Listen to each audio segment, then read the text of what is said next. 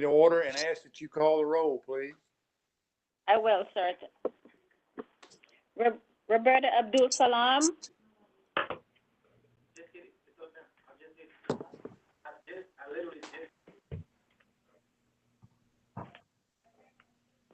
Roberta Abdul Salam. Robert Ash. Jim Durrett. Present. Roderick Edmond. Phil Floyd. Present. Roderick Firestone. Present. Ryan Glover. Jerry Griffin. Here. Frida Hardage. Present. Alicia Ivy. Present. Russell McMurray. Alpon. Present. Peter Scott. Present. Christopher Tomlinson. Present. Thomas Worthy. I'm here, Doreen. Did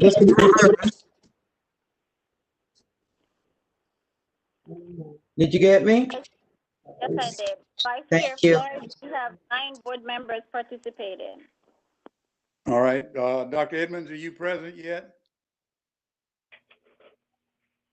Not hearing none.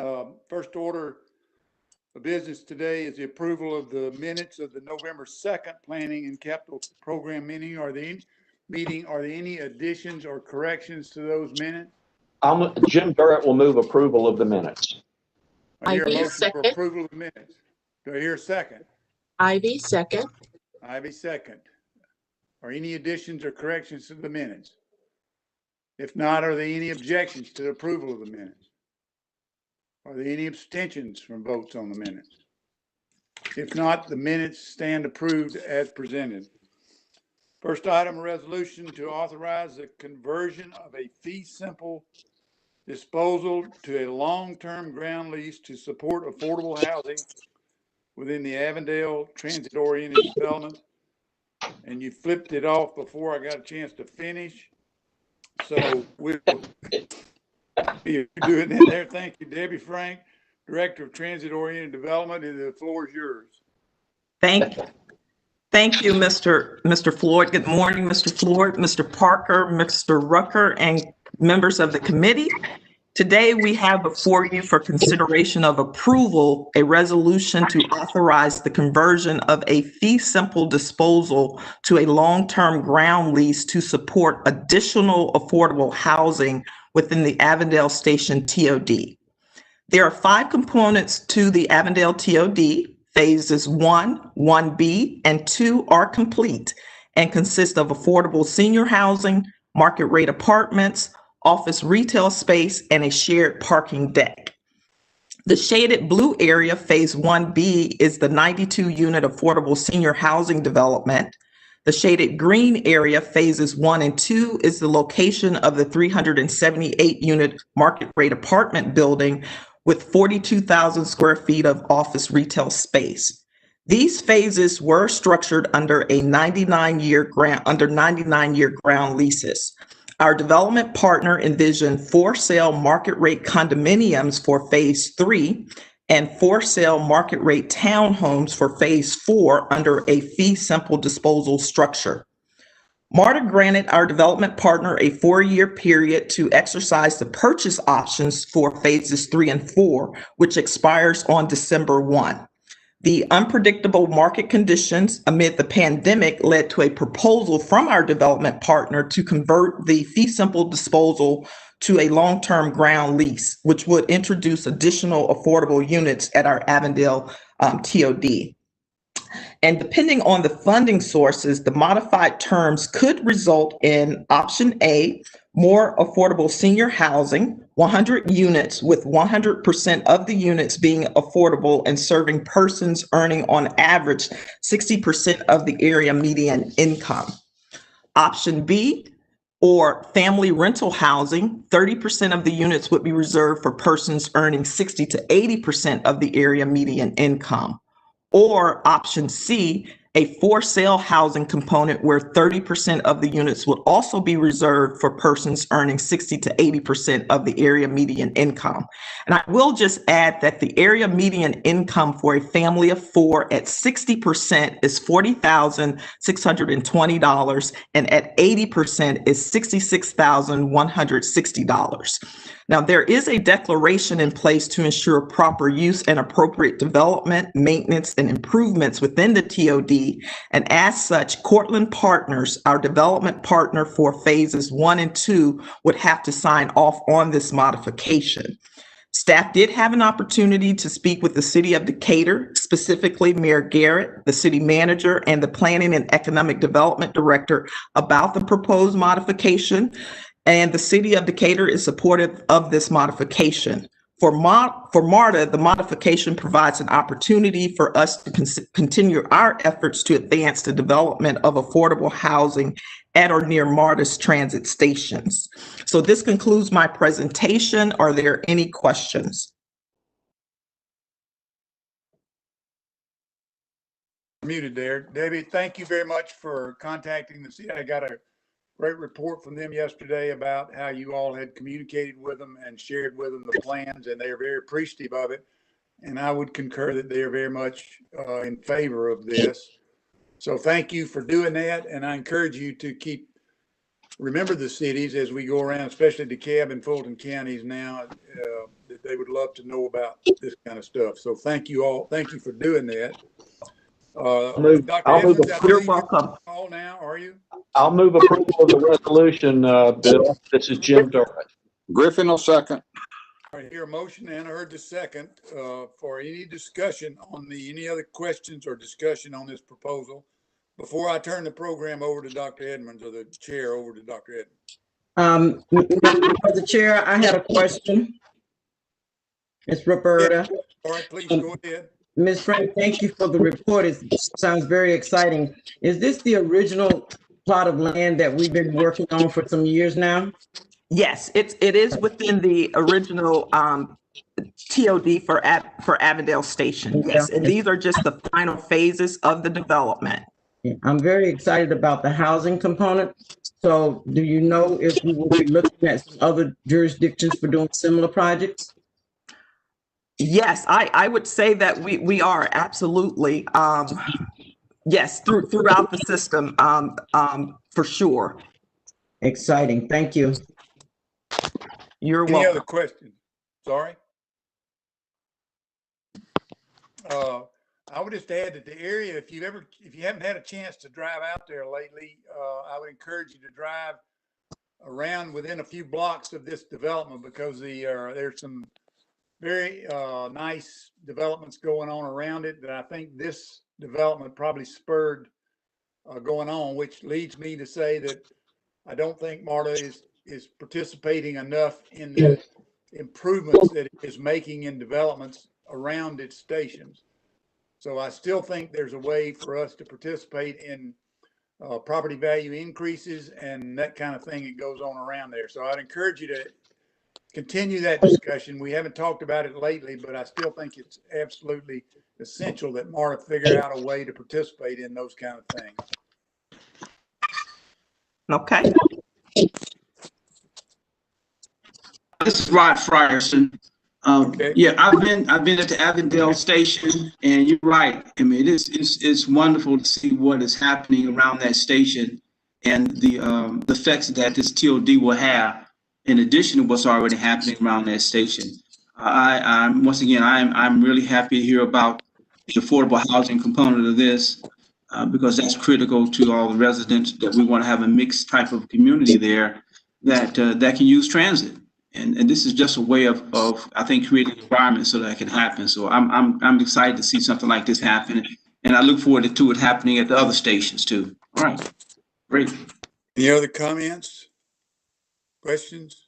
All right, if not, I have a motion and a second for approval of the resolution. Are there any objections to approval of this resolution? Are there any abstentions from the vote on this resolution? If not, the resolution is approved. And Dr. Edmonds, if you're on board, I will turn the chair back over to you, please.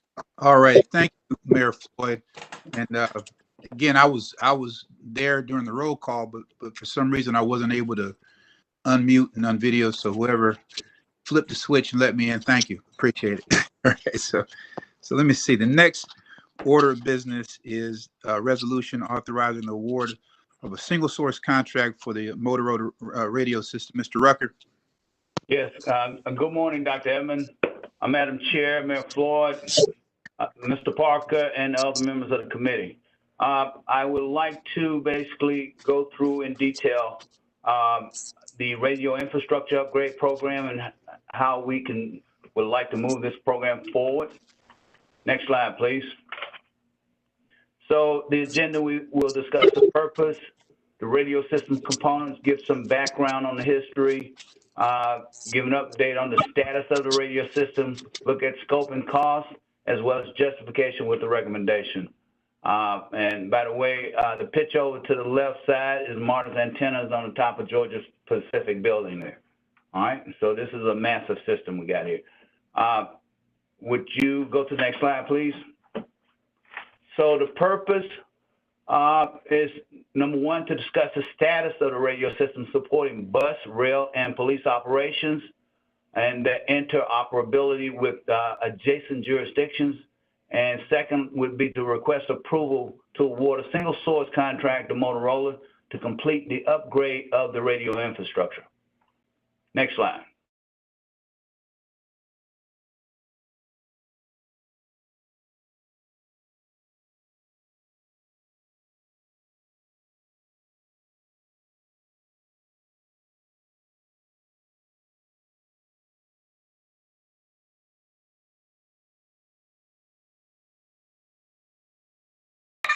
Is Mr. Rucker on mute? Right. I Cannot hear. No, Mr. Rucker, we can't hear you.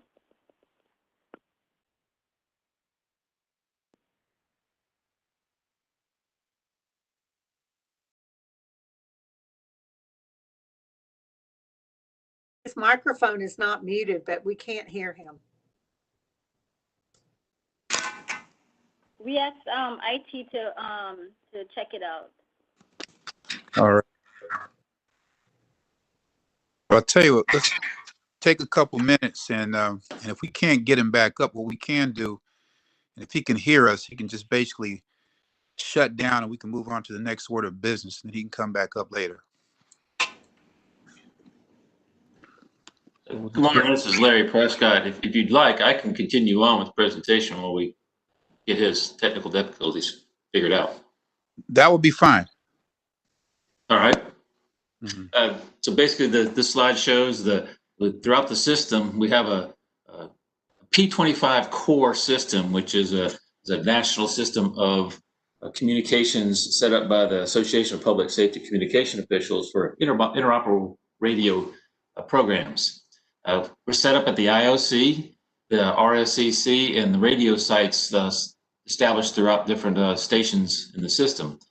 At the IOC, we have the bus support, the rail, and the MARTA police dispatch positions set up with different panels there to make as a main point of contact and communications. So this is also our EOC is connected in the IOC for external interoperability with the CAB, Fulton, Clayton, and the City of Atlanta. So next slide, please. Larry, can you hear? Are you back? Yeah, okay. I thought this was all done. Okay. So now we're moving on to the history. Yeah, Larry, I'm here. All right. Go for it. Okay, so a little background on the history. Basically, this system was actually put in place in fiscal year 2000 and 2001. You see basically what we're saying here, it used proprietary technology that developed by Motorola in 1992. Again, we actually installed that technology in 2000 and 2001. So, and it was anticipated that the lifespan of this equipment would be somewhere in the range of 15 to 20 years. So, as we start approaching the end of the life cycle of that equipment, In 2012, basically there was a discussion within the agency or the authorities of the need to upgrade to basically a new mandate that was basically specified by the Department of Homeland Security, as well as to keep track with the upgrades that were. We lost him again. Hello? Hello? Hello? Hello? Can you hear me? We can hear you. Okay. All right. So basically, in 2012, basically the other emergency support units were basically upgrading to a new platform. That's what they call the Astro P25. And in order for us to basically maintain the level of communication required as specified by the Department of Homeland Security, we had to begin an upgrade of our system. Thus, that was approval to basically do a sole source or single source to Motorola to basically incorporate this system. Okay? So in 2015, we began an incremental upgrade where there was procurement and purchase of more radios and communication consoles associated with the Clayton County expansion. 2016, procurement of bidirectional amplifiers in addition to MARTA's core P25 system. 2017, there was a rail car upgrade program. 2018, a procurement of portable radio accessories, equipment, and programming service. And one thing to note, during the calendar year 2020, this year, there has been two significant failures affecting communications capability. 21, that was a maintenance program actually implemented. We actually did a 1-year implementation for a maintenance program. And that brings us to today. Now, as a result of those two significant failures, I feel it's important that I come forward with this request, because not only do we have a 2-month lag, or I call it a 2-month gap in before I could bring the request, but I wanted to get started on basically finalizing this agreement so we can move this critical project along. Next slide. Okay, so status of the current system. Basically, current technology is obsolete and with limited or no technical support, meaning that Motorola has already advised us they can no longer support the operation of the system because, number one, the challenges we got there, no parts or spares, no electronic board replacement, no expansion or capacity addition, no antivirus support or operating system patch support, limited technical support. We said that earlier. And no network monitoring capability and no service guarantees, just amongst the number of challenges. And I just wanted to remind everybody this radio system is operationally critical to MARTA, not only in its day-to-day operations, but also as it supports the interoperability between the various jurisdictions, that being the city of Atlanta, Fulton County, DeKalb County, and Clayton County, with the police units and emergency support. Next slide. So the proposed scope of the upgrades. Now, let me say this. In 2012, we embarked on an incremental upgrade of the system. So what remains to be done is what we're listing here, because we've already, as shown in that history slide, begun to process the upgrade. So this upgrade is basically the core, basically now upgrading the core system. So you see there, so that will be, and this is the major portion of that upgrade.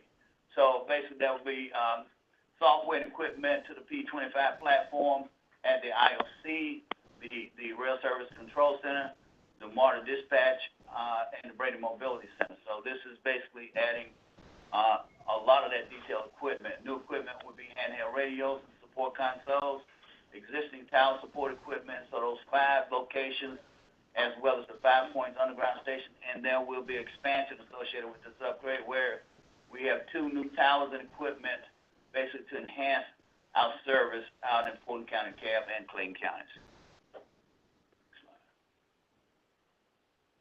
Proposed cost for this upgrade, we're forecasting the complete the project, not more than $30 million. The duration for completion will be 3 years.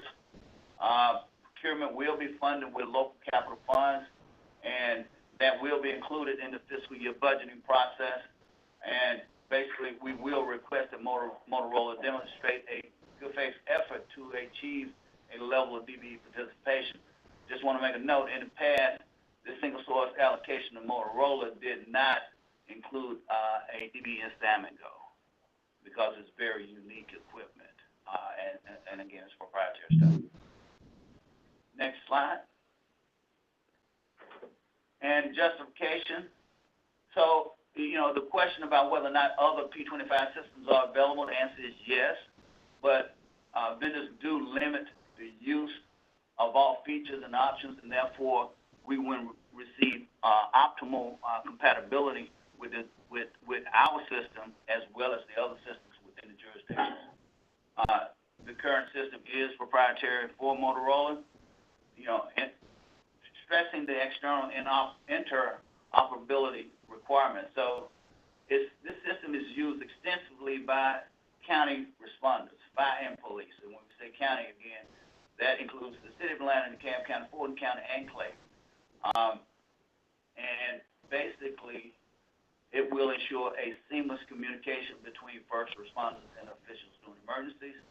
And internally, our communication network is based on the Motorola infrastructure and is used extensively by all our departments. So, i.e., our bus, rail, IOC, basically, as we upgrade our train control system, it basically has a component that interfaces with Motorola. And basically, phase upgrade of the P25 system minimizes our operational impact. Let's go forward. So with that, I request that the committee approve the award of a single source contract to Motorola to complete the upgrade of the radio infrastructure, and I'll open the floor for questions. Jim Durrett will make the motion to approve the resolution. Al Pond will second. Hey, Mr. Rucker, this is something that has come up over the years, probably 10 years ago when I first got on the board.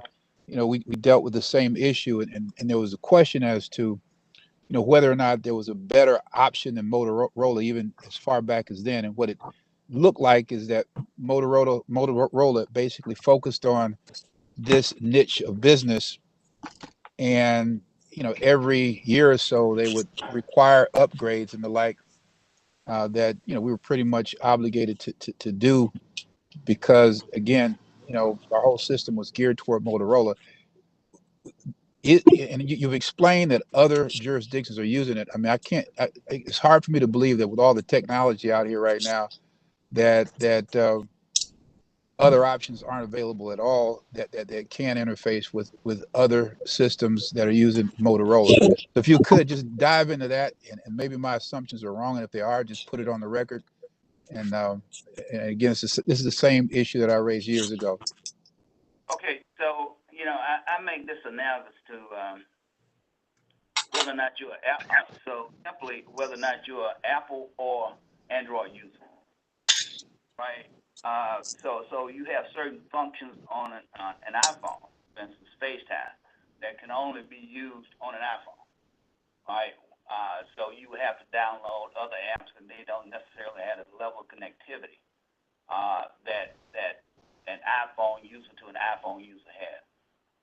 So when we decided a long time ago, and again, it's not just MARTA decided to use this, but basically trying to keep up that seamless communication between the city of Atlanta, Fulton County, DeKalb County, Clayton County.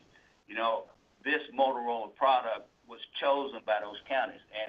And what's interesting, as I was doing the research, I went back and looked at the 2012 memo that pretty much documents that. It basically is a system that will, again, give us that they call frontward and backward communication, and make sure that seamless communication with our adjacent partners in the various jurisdictions, as well as basically it's now been incorporated into all our operating systems. So to basically start down a different path would really cause a major disruption to this radio system.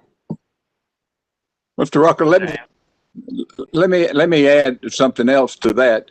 When after 9/11, when everybody was looking at interoperability and intercommunication standards, committees were formed, and my organization at the time had representatives on that. And quite honestly, Motorola technology was adopted as the basis for much of the federal standards on interoperability at that time. So this is kind of like our software that we use for everything. You know, once you start down that road, there's nowhere else to go. And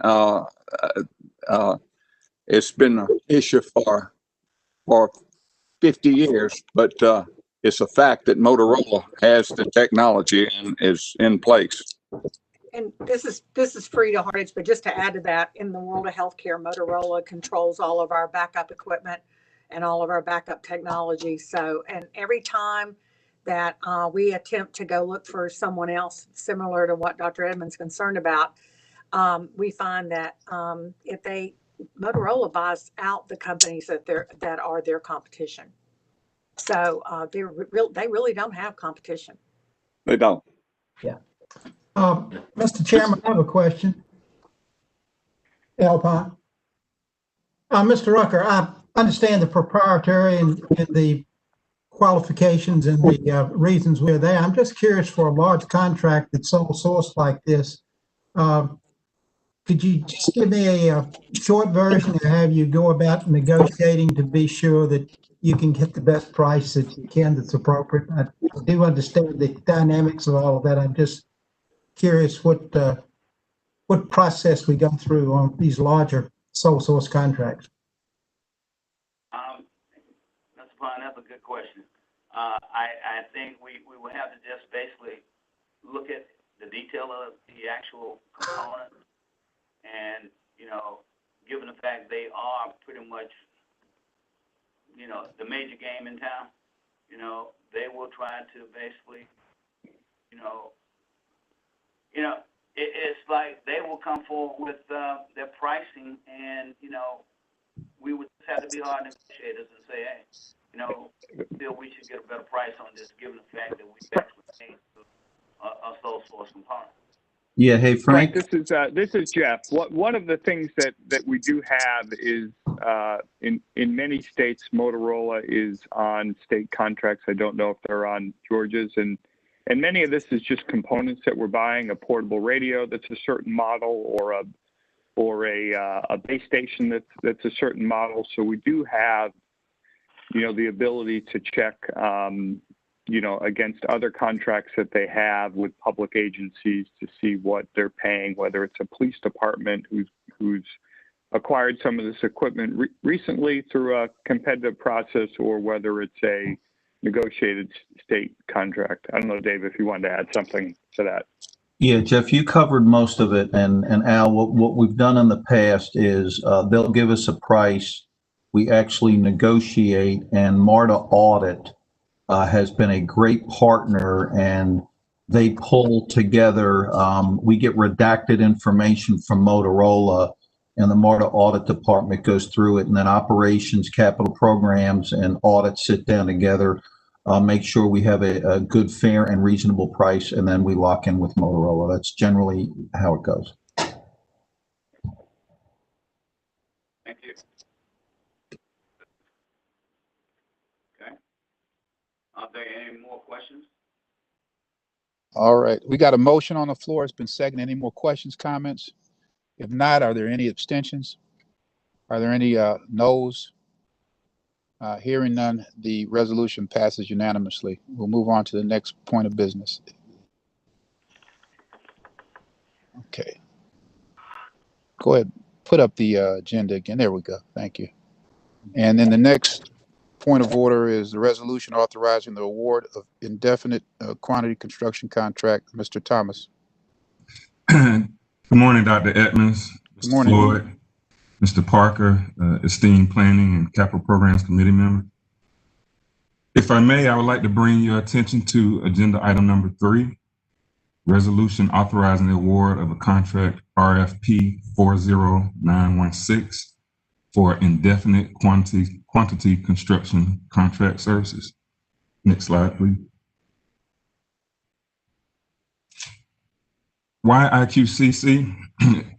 It will establish a program to execute smaller, medium priority projects as an option for repair, alteration, modernization, rehabilitation, or completing minor construction projects. I've listed some key factors here. One of the major factors is the value that it provides to the authority by saving time, money, providing transparency and audibility, helping us to reduce a backlog of smaller refurbishment contracts, as well as streamlining the process to replace older operation critical equipment. Next slide.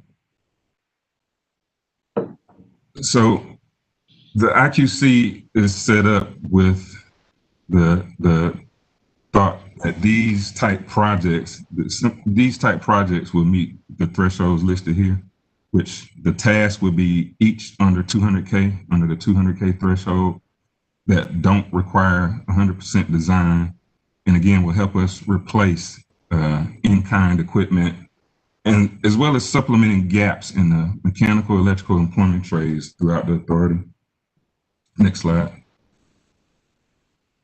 So here we have a list of some typical projects or tasks, such as replacing damaged pavers at Brookhaven, replacing skylights at Vine City, Midtown, and a couple other locations, as well as various concrete jobs for our bus loops throughout the system. Next slide. So this shows our distribution of the efforts of the program. On the MARTA side, we'll provide oversight of the program. We'll receive and approve work requests from internal stakeholders. We'll issue task orders to Gordian, as well as approve the selected IQCC contractor to complete that specific task.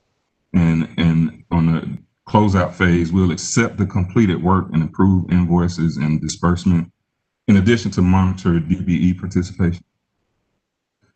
On the next section from the Gordian Group, and some of you may recall that this was awarded under a separate contract in November 2018. It was a single request to award both RFPs separately. The contract with Gordian up under RFP 40987 provides a full range of construction management services to help us manage the program. And they will provide owner representation, design input, help us with estimating and analyzing means and methods of execution, as well as the bid solicitation for each of the individual tasks, and observing the construction process, as well as reviewing invoices and disbursement, among a few other items that are all part of the program. And the last portion of the effort involves the solicitation that we're here to discuss today, which is RFP 40916. And this will provide a means for us to execute the task orders from the program. And these vendors will, they'll execute the work specifications. They'll oversee the work of their subcontractors. And there is a component of this contract that requires them to be able to perform 51% of a task order. And also they'll be responsible for managing the DBE participation of any work that's sub to the other 49% per se. Next slide. So here we show a flow chart of our process for authorizing the work. And it'll start with MARTA providing a task order to Gordian. MARTA and Gordian will conduct a joint scope meeting to review the task. Gordian develops and provides a work order to one or more of the IQCC contractors. those contractors will submit a pricing proposal to MARTA and Gordian for review. MARTA will review the proposal and decide whether to proceed and issue a purchase order. And the selected IQCC contractor will proceed with the task order. Next slide. So why does IQCC work for MARTA? It provides a timely method of procurement. It reduces the risk for the authority. It allows the authority to execute a large volume of task orders. And it provides responsiveness and quality assurance for those task orders, as well as helps us to develop a plan to manage the performance of these contractors for the task orders being provided. Next slide. So the interest from contractors, why does it work for them? It provides them a mechanism to be rewarded for quality work with more work. And it also provides them the opportunity to establish a long-term relationship with the authority. It provides them the opportunity to leverage subcontractor and supplier relationships, as well as the ability to sell value as opposed to just competing for the lowest price. It reduces risk on both sides, and it allows these vendors to build their bond capacity, and it also presents the opportunity for them to become a larger presence and enhance their reputation in the local community. Next slide. So the solicitation itself is, again, RFP 40916. The award amount of $10 million will be spread across 5 years and split up into the base year and the available options as noted here. There's been a DBE goal established as 25% for the contract overall. And today we're seeking to award to multiple vendors, and there are multiple vendors that we're seeking to award to that are DBE certified. The solicitation itself was issued in May of 2020, and the deadline was established as July of 2020. And prior to that bid deadline, the authority received 17 bids. 16 of those 17 bids were deemed responsive. And those 17 bids were evaluated by the MARTA Selection Committee to arrive at today's award recommendation. Next slide. And again, here I show the list of contractors that we're seeking to award a contract to up under this program. So I respectfully request authorization to award RFP 40916 for indefinite quantity construction contracts to each of the 6 contractors listed: Astra Construction Services, Centennial Construction Services, FH Passion, Johnson, Loud, Skyline Contractors, SoCo Contracting, and Synergy Development Partners. And you'll note that the last 3 are the DBE firms, and it should also be noted that Johnson, Loud, Skyline is a joint venture with one of the partners is a DBE certified vendor. So again, I respectfully request authorization to award RFP 40916 to each of the 6 contractors listed here. Thank you. I move to approve. This is Hardage. Is there a second? Jim Durrett. Okay, it's been moved and seconded. I've got one question, and again, the assumption is that since this is a relatively smaller contract, broken up with 6 vendors or people who've been selected, you know, we do want to get the data. How many of these are local? So of the 6 vendors here, yes. Each of them have a local office, but I think I'm sorry. Each of them have a local office, but my understanding that Passion is headquartered out of state, but they do have a local office that the authority has worked with before. And then the other 5? The other 5 are local, yes, sir. Okay, very good. Any other questions, conversations, discussion? Yeah, but yes, Mr. J. Mr. Thomas, once you put this work order in the queue, how are these contractors? Are they competed by bid, or are you sole source negotiating? Or maybe you do a combination of both depending on the size. Talk a little bit about how you select the individual contractors. So there's a combination of factors that go into the consideration of the individual task orders. So some of the vendors have provided a multiplier, which will impact the pricing. There's also consideration based on the experience and the types of projects or task orders that they've developed experience with working with other transit agencies or other entities similar to MARTA or what have you. So we're basically taking in consideration their experience, the pricing, as well as some of their responsiveness to jobs of similar capacity. But are you competing just 2 firms? So I'm just curious, are you competing with multiple firms on each task order, or is it a variable? Yes, sir. Yes, sir. The goal would be to get as much competition between these 6 vendors for each task order. But again, it may lend itself to some vendors having more experience or being interested in one type of job or over another type of job. But yes, the goal is for us to have increased competition for each task order from each of these 6 vendors. Okay.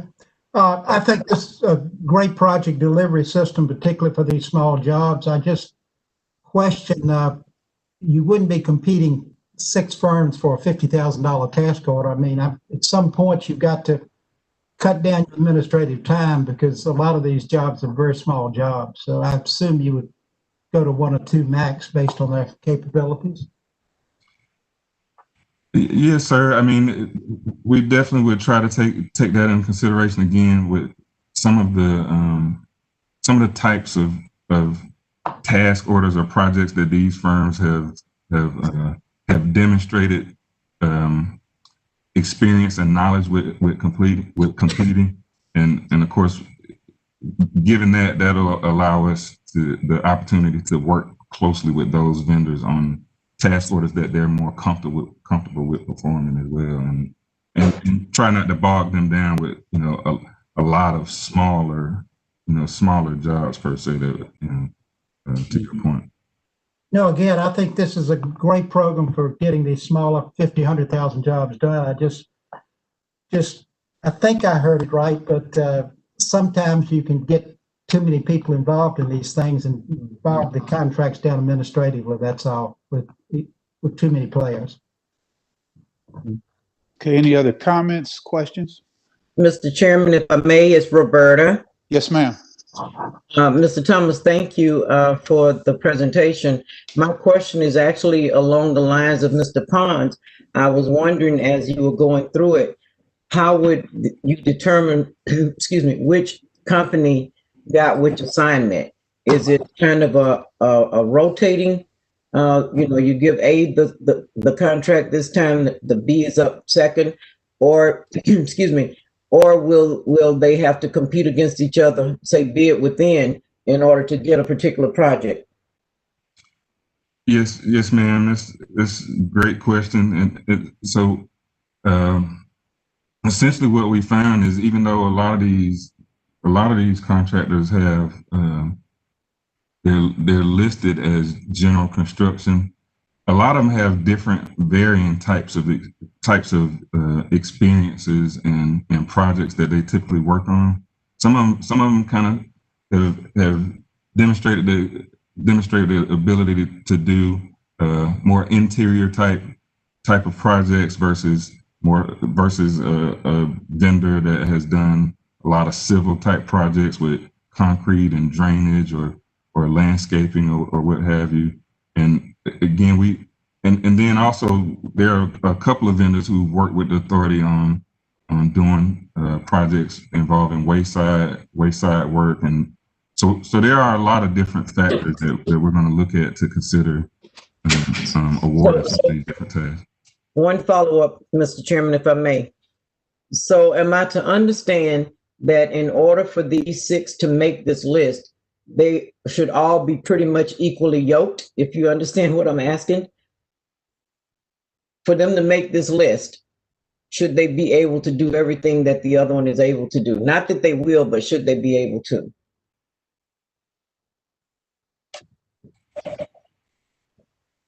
So we would like for each one of them to be able to deliver. From the contract standpoint, we simply ask that they have the ability to complete at least 51% of a task order that's assigned to them. And being that each of them have different experiences and backgrounds, and some of that will lend itself to helping us to determine who is the best fit for what job, just to make sure that the authority isn't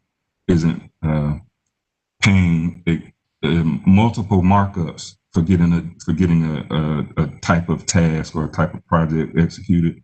And ultimately that's where we feel like this program can provide the best value to the authority for us to be allowed to execute some of these routine type projects in a high volume and at high value to the authority as well.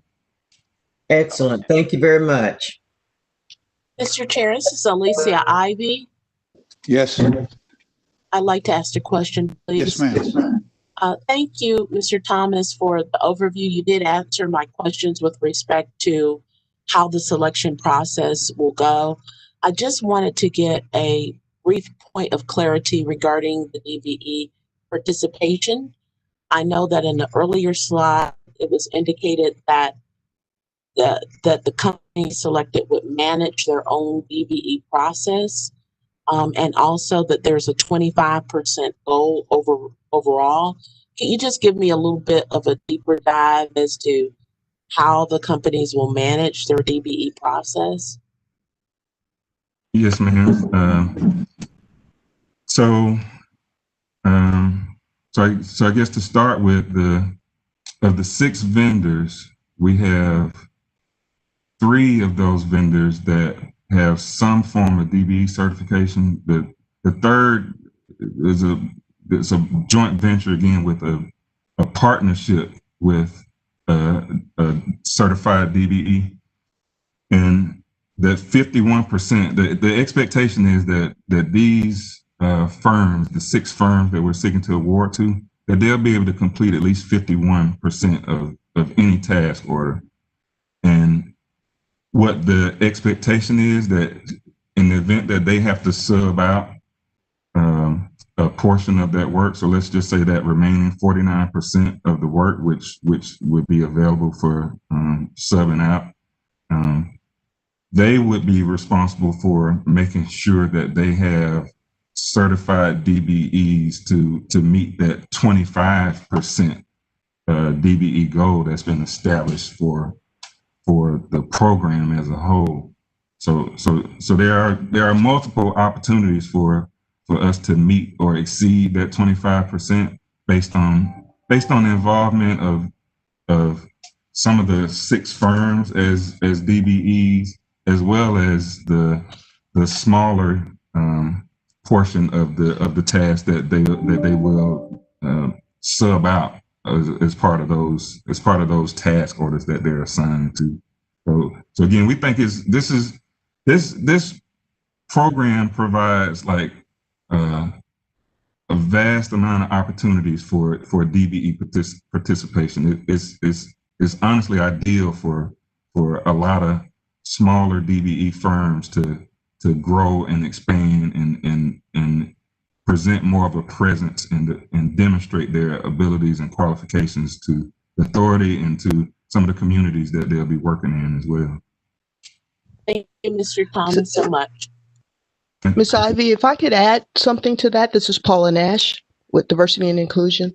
Yes, ma'am. I just wanted to point out that our office will also be monitoring the DBEs, but what has happened so far is each of the 6 companies has identified potential DBE subcontractors that they have indeed contacted, and the subcontractors have indicated their desire to work on this particular procurement. And because it is task order, they couldn't put a exact percentage to everything because they don't know exactly what task they will get. They have committed to at least the 25%. And depending on what the individual tasks are that they will receive, they have subcontractors that are DBE certified ready to go to help them with those tasks. Thank you so much, Ms. Nash. Okay. Are there any abstentions? Any no votes? Hearing none, the resolution passes unanimously. Let's move on to the next point of business. There's a briefing for the December 2020 service adjustments. Mr. Williams. Good morning, Mr. Chair, Mr. Parker, members of the committee. This is just a quick update on some of the adjustments we're doing in December 2020. Next slide. We have several adjustments that we're making to improve the frequency of the service. Again, this is to adhere to social distancing, but I did want to highlight this one particular adjustment that we're making. That's to Route 178. What we're doing here is eliminating duplication of service along Astor Avenue and Sylvania Road. This segment of the Route 178 is also serviced by Route 42, which has a frequency of 15 minutes, comparable to what we call arterial rapid transit service. And so we find that, there's overabundance of service along that segment. The other thing that we want to do with the Route 178 is to improve the on-time performance. And so what we've done is eliminate that segment that it operates along that corridor, and then actually improve the on-time performance by, again, looking at the service that would go between Lakewood, McPherson Station, as well as the downtown area, the Langford Parkway area, downtown area. And so with that, what I'm saying is that we are going to basically eliminate that service, but at the same time, we still have service along that segment of the road with Route 42. And so that completes the update in terms of service adjustments for December. Thank you, Mr. Williams. Any questions on that?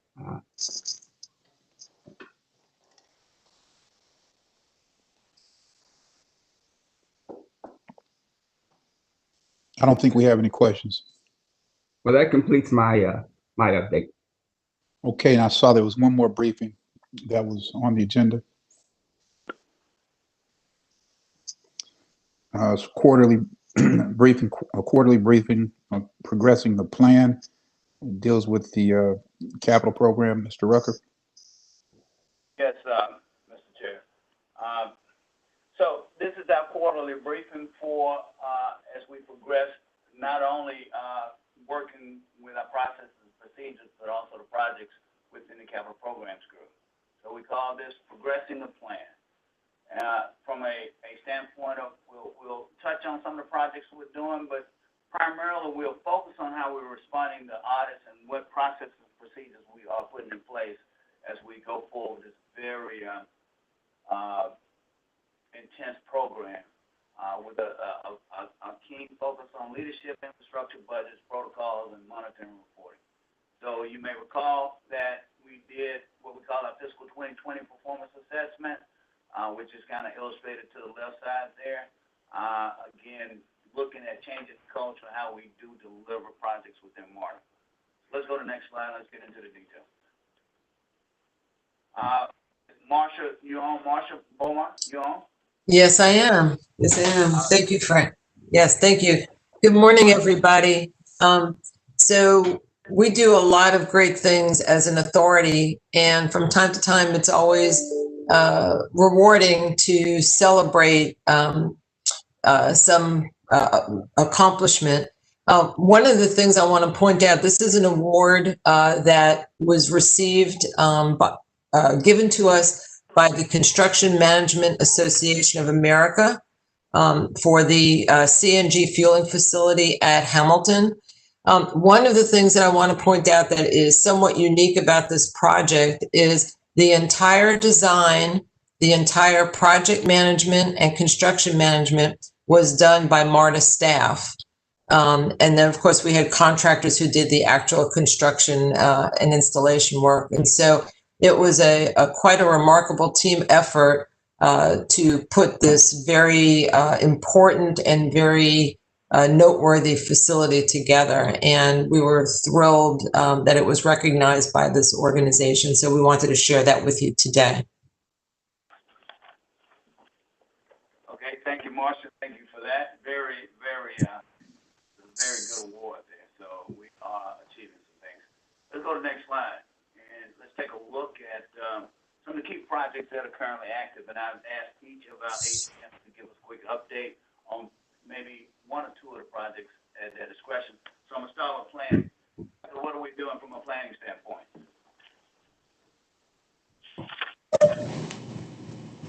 Hi, Frank. You ready for me? This is Heather. Yeah. Yes. Hi. Good morning. Yes, as you can see, there's a list of projects here that are in the planning phase. And you may remember back in July, Shelley Peart gave an extensive update of all of the projects, but I did want to call out to your attention a couple of them. The Summerhill project you see is listed in design, and the beauty is we're actually finishing off the planning. We're in the stage gate 3 process, and we've initiated that transfer over to Marsha's shop. And I'm proud that we're working on that. We should be, that official handover should be in December. We have a public meeting for Summerhill tonight, and we made about 30% design. That's the 30% design process. That's that handoff stage gate 3. Another project I want to call to your attention that we're really excited about is the Metropolitan Parkway Cleveland Avenue ART.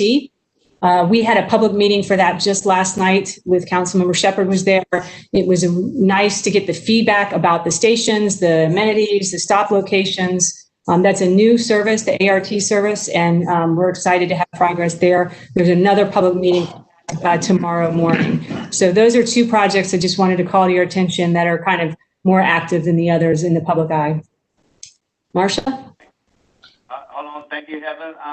Before we get to Marsha, I wanted Larry Prescott, our AGM of Infrastructure, to kind of talk about the design and some of the things we're doing there. Good morning. Yeah, as Heather said, Summerhill's transitioning.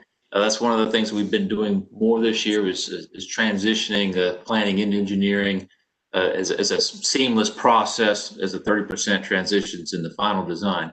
So at Summerhill, 5 Points is the same transformation program that we're doing there, taking the top of that station off and reconnecting Broad Street. Brookhaven Double Crossover is support for the new railcar program. So having a testing track up on the north line there to make the process easier, not interrupt our operational capacity. Traction Power Substation, we're doing that internally with consultants and moving that forward as part of our long-term program. Down at the bottom, auxiliary power is coming up next.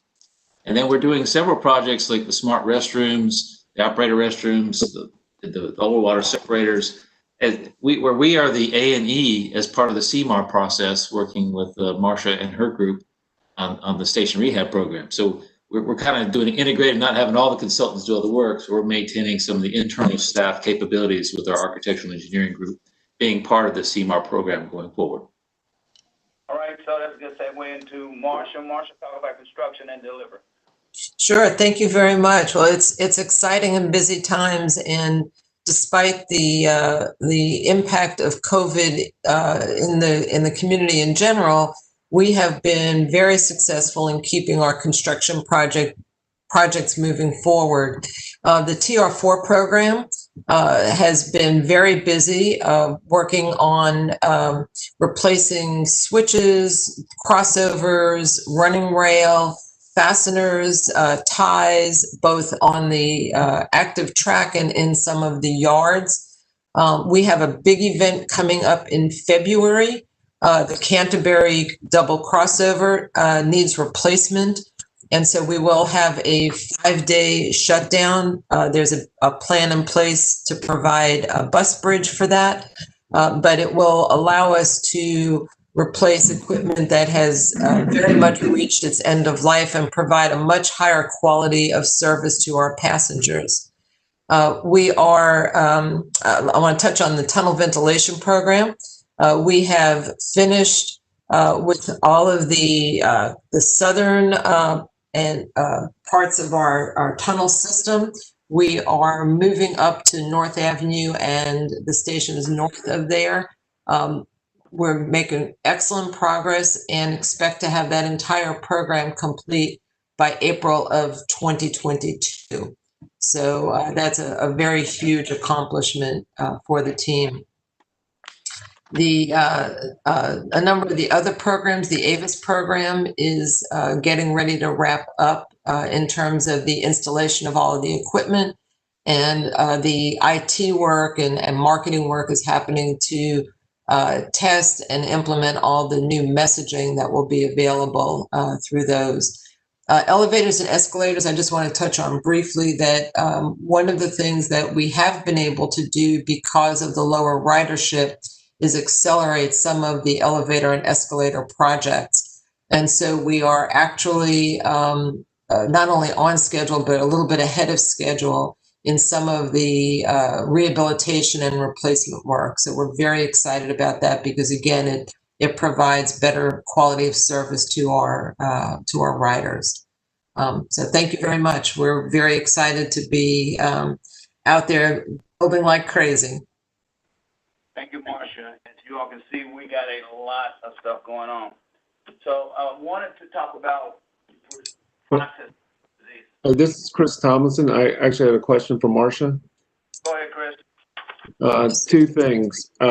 Bus shelters and benches. Yes. Where are we on that? So that is... I can provide an update. So, okay, thank you. Thank you, Heather. Hi, Chris. Yeah, so the shelter install, the amenities installation, we have 89 of them completed so far this year. And actually 6 are started the construction process in November, and 50 are in the permitting process at this point. Okay. And then so, and on the Avis, are you anticipating testing happening before the end of the year, or is that in 21? Both. There is some testing going on right now, but it will go into calendar 21. Okay. I'll probably follow up with you offline. I'm just curious about any information feeds you need from any regional providers. Absolutely. Thank you. That would be great. All right. Thank you. Okay. Can we hear? Mrs. Burke, may I ask a question before you move to the next slide? Sure. I didn't hear you. Yes. I guess it would be addressed to Marcia. Marcia, you mentioned smart restrooms, and I know it's been discussed for quite a while now, but a topic came up during the MAC meeting this week, and it was asking if there would be any way possible with the Avis public address and with the signage to let the riders know whether restrooms were open or closed at a particular station. And the question was particularly concerning to those that are deaf and perhaps blind, or maybe both. So I don't know if anybody's brought that to your attention or just requesting that they check into it. Yes, we have not only from MAC, but the Riders Advisory Council also asked some questions about communicating with our patrons who are either you know, limited in their sight or their hearing, and we will be exploring ways that we can provide better communications, because we have not only the restrooms, but we're going to have a lot of construction activities.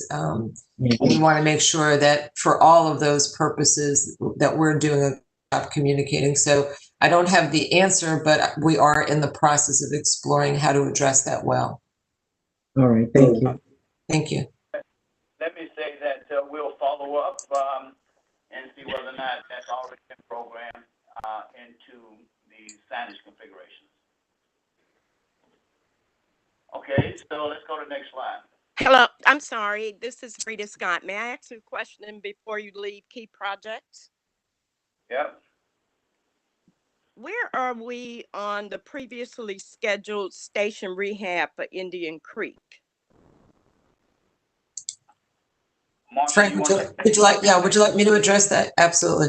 So the designers have submitted plans, the 30% drawings.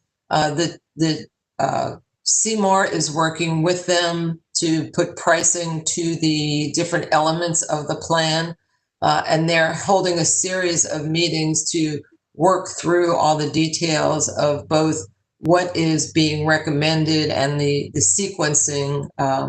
And then what we are, of course, working with the other stakeholders in the authority who need to participate in the evaluation of those plans. And as soon as we get concurrence on the various elements, then they can move into completing the plans and getting construction underway.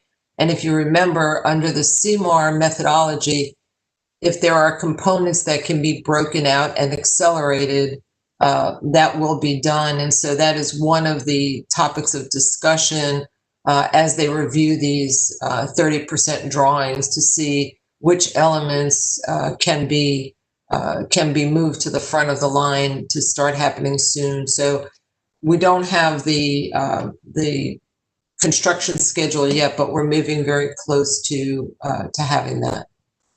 So do you have any idea when the next process, what will be the next phase? Do you have any idea? I know that we're in, of course, a situation with COVID, but originally this was to start near the end of September. Yes.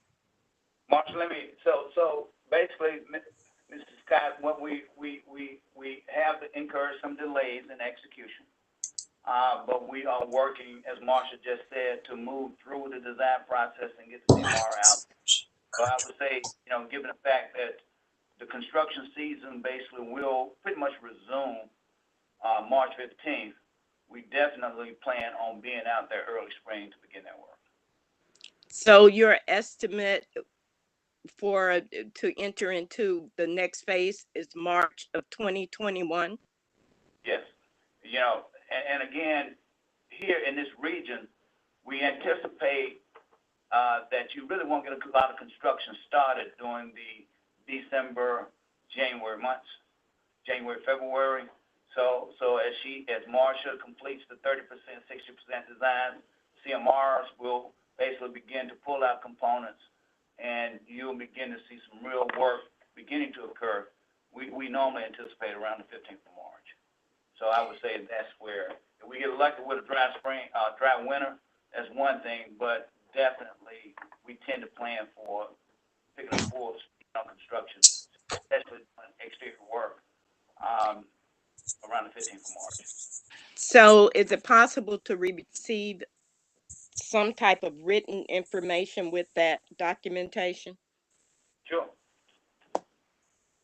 All right, we'll make sure we get you that. Thank you. Hi, Marsha. This is Frank Frierson.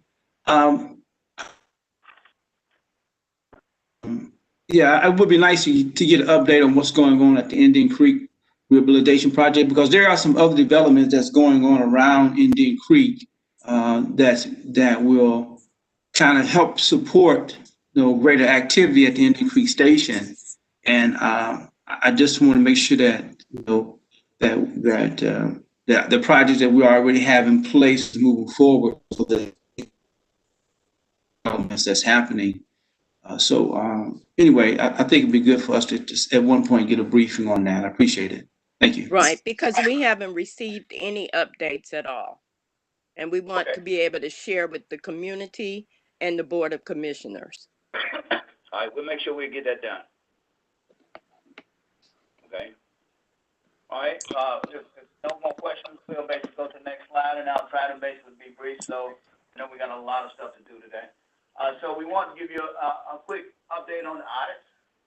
So, of course, we have an internal audit as well as the MARTA audit, and I believe the MARTA audit will basically be tomorrow to the board, but let's go.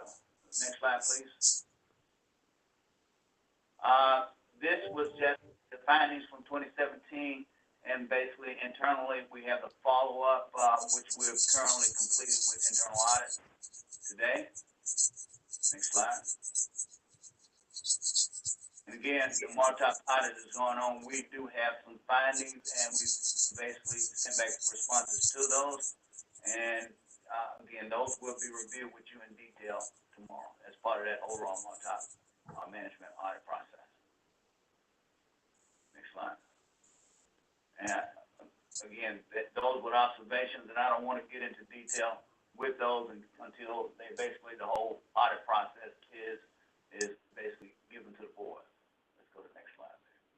I've got too much information. All right, so here we go with basically where we are in terms of our performance assessments and some of the things we're moving forward. Let's go to the next slide here. Okay, so you might recall. We spent a lot of time this year talking about the capital governance. So we have basically completed development of our process. So the key steps now would be to finalize the governance procedure and all the procedures that go to support each stage gate as we begin to basically move programs forward. You heard Heather earlier talk about completion of stage gate 3. So basically, there's detail associated to satisfy each of those gates, and we are in the process. We're completing all those procedures that basically detail what we will be delivering as we complete each phase gate. We talked about realigning our capital program specific, our organization structure, dealing with roles, responsibilities, succession planning, etc. And I'm reporting that we have completed the realignment. Thus, Larry Prescott has been elevated to AGM of infrastructure there. We've also put in place an associate chief that we've yet to fill, and that associate chief's primary responsibility will be for control of the CPMO and controls of the program. Next slide. Fully standing up unified owners, we are making progress. So our online invoicing system is transitioning from the pilot program, and we're currently testing 5 projects. Unified cost modules are up and running, and our project delivery modules will be starting at the beginning of the next calendar year, which will be January 2021. As we start, one thing that's very important is the realignment of project administration functions. So, that's driving in efficiency and timely execution of projects by identifying roles and responsibilities. We are working with our sister departments, if you call it that, legal, contracts, procurement, safety and quality assurance, and to better define the roles and responsibilities. And to me, that is a major function because we have to drive administrative roles throughout the organization. The next one is enhancing institutional knowledge within MARTA. We are filling key positions as we go forward. And also institute a training process on proactive management of consultants. We are beginning that process as we go forward into the remaining portion of the fiscal year. Now, go to the next. There's a lot of stuff here, so I'm just kind of hitting some of the bullets.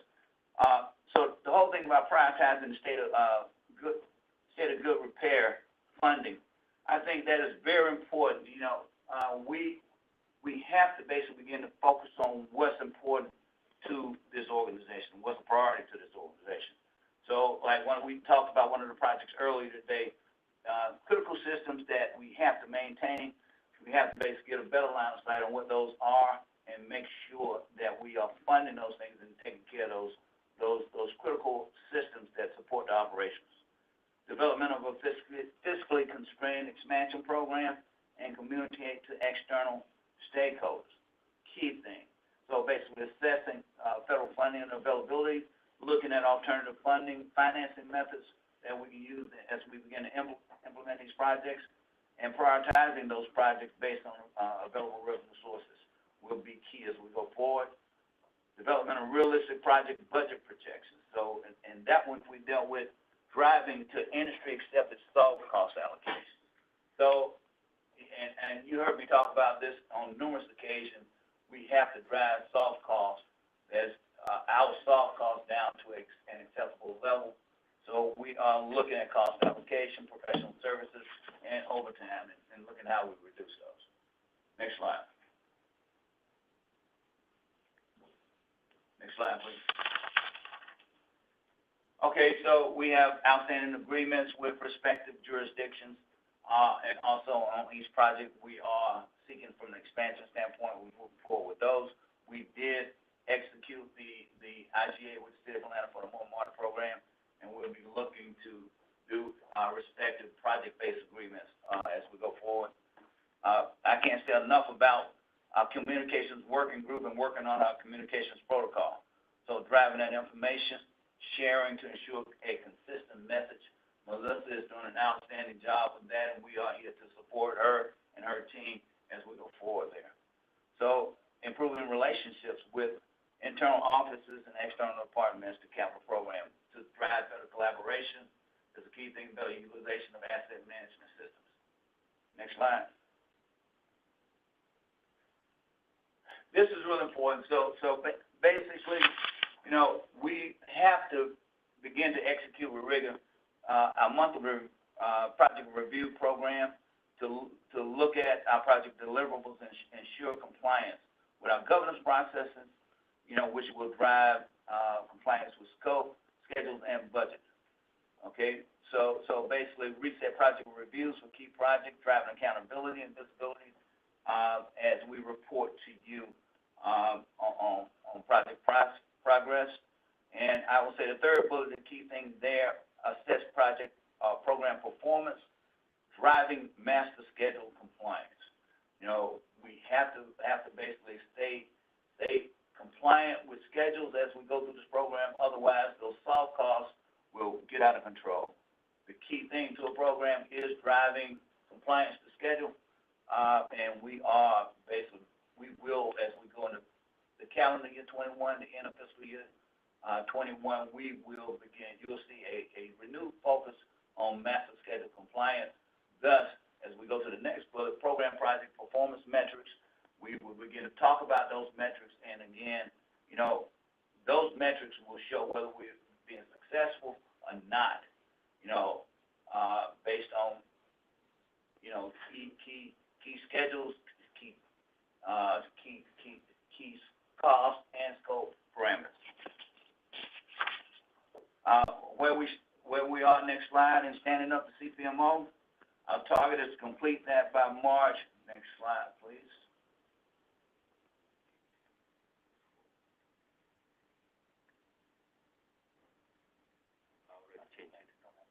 All right.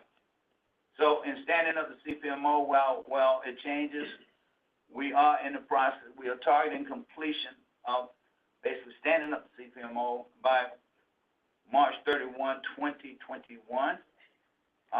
We kind of cut this program up into divisions associated with process procedures, data management, business processes, and training. And we've actually identified schedules that we will begin to implement and complete this work. Process procedures will be completed by the end of the year. Data management, we've completed phase 1, phase 2 will be ongoing.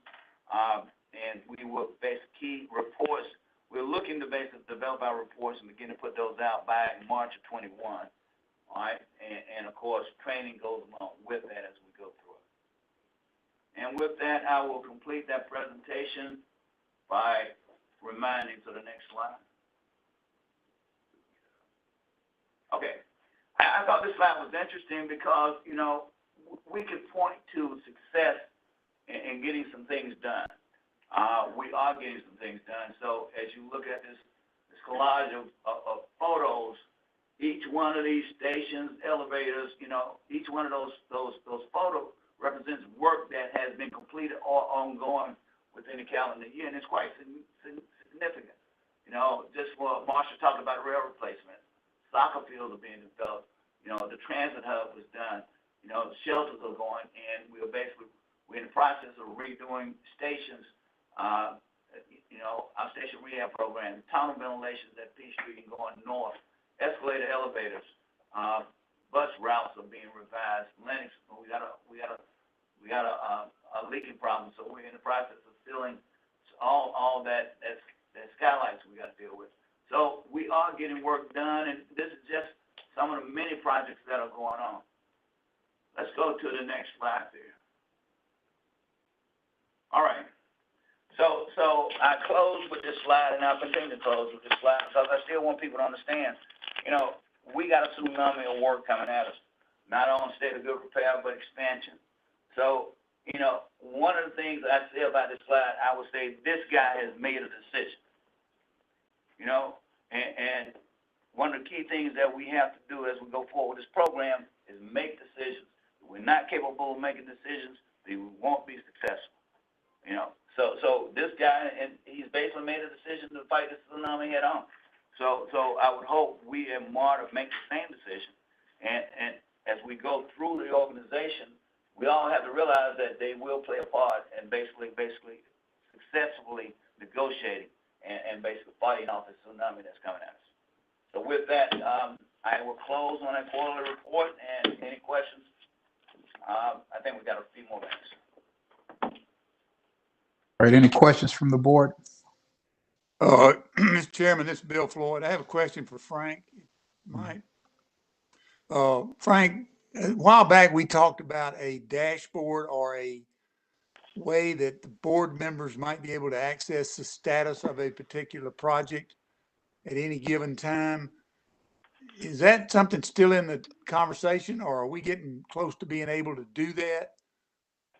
Yes, Mr. Floyd, so in standing up the dashboard, we are looking to basically have all those reports ready for publishing and basically keeping current on a monthly basis by, I think it's in March of 2021.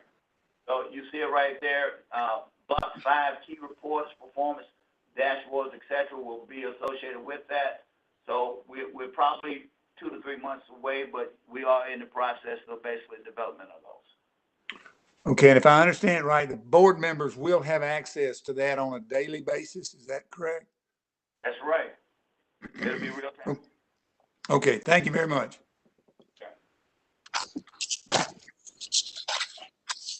If that's the conclusion of this briefing, is there any other business? If none, the meeting is adjourned.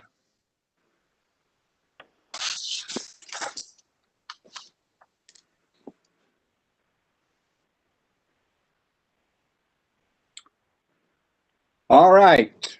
Are we ready to go? Yes, sir. Should I go ahead and call the roll? Please call the roll. Roberta Abdul Salam. Roberta Abdul Salam. Present. Robert Ash. Jim Doris. Present. Roderick Edmond. Present. Bill Floyd.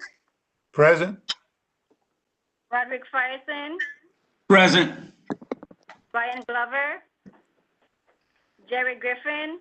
Present. Frida Hardage. Alicia Ivy. Present. Russell McMurray. Al Khan. Present. Rita Scott. Present. Christopher Tomlinson. Present. Thomas Worthy.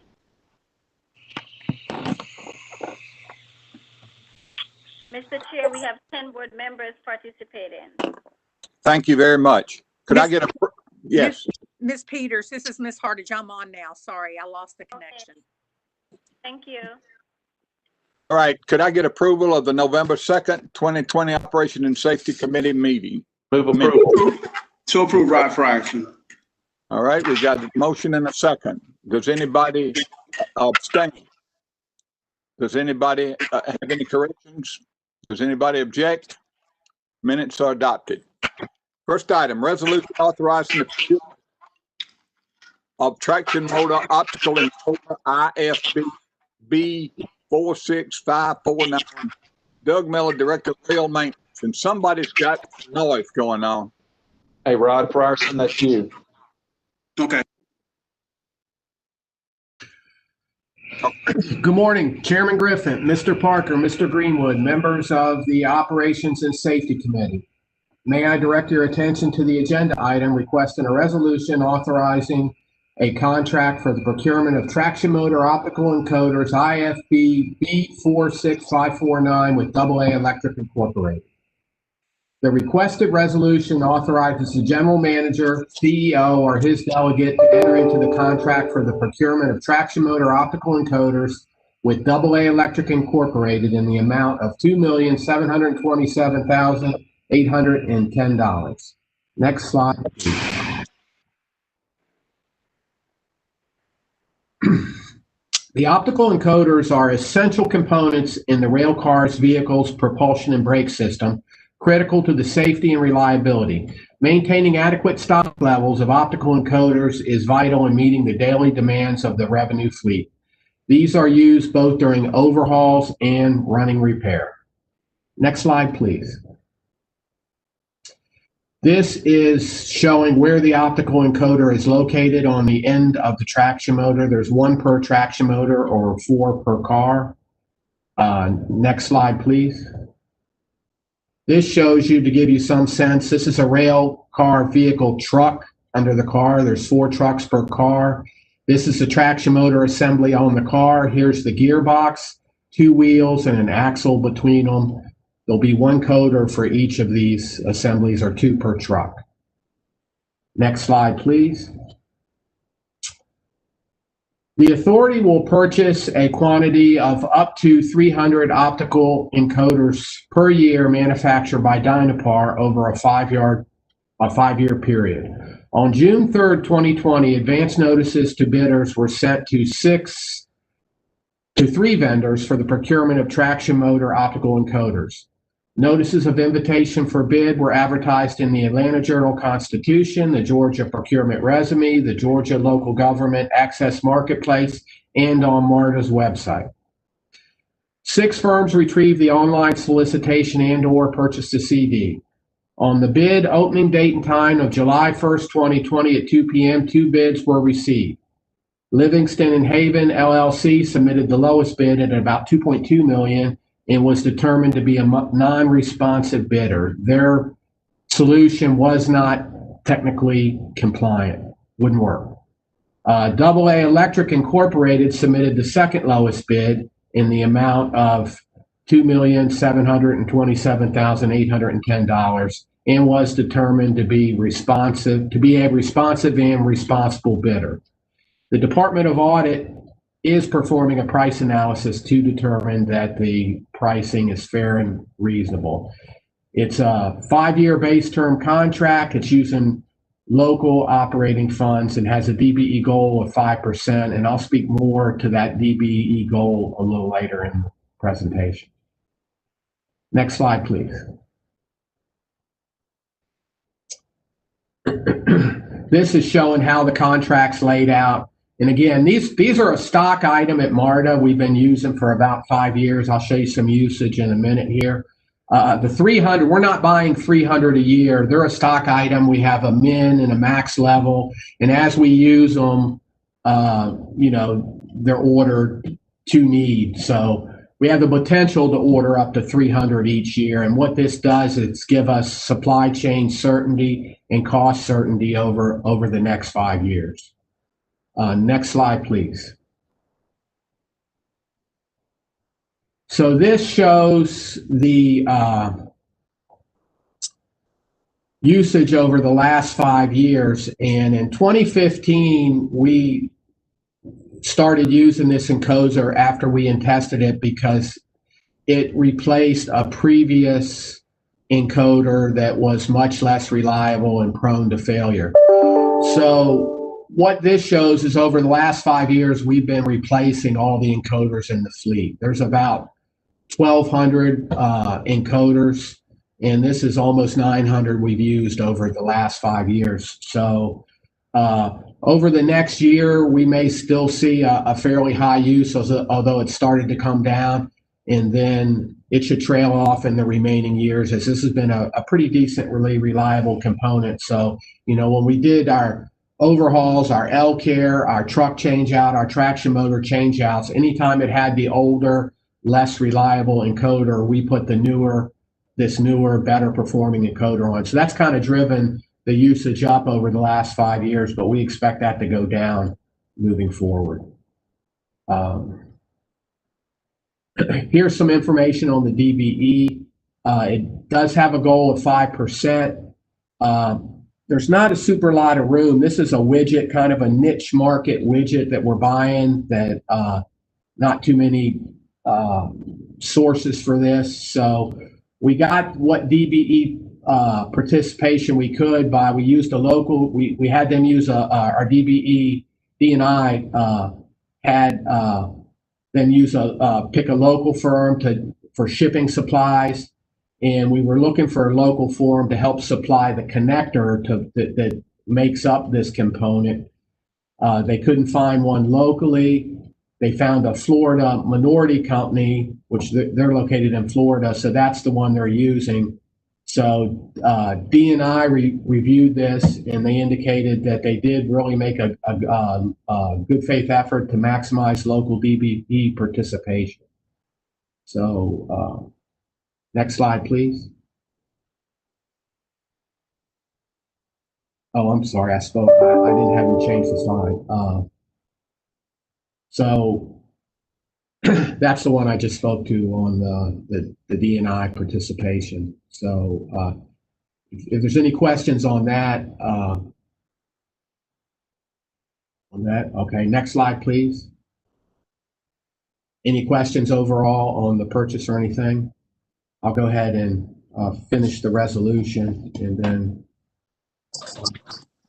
I am requesting that the committee recommend to the board, full MARTA board, this resolution authorizing a contract for the procurement of traction motor encoders, IFB B46549 with AA Electric Incorporated in the amount $2,727,810.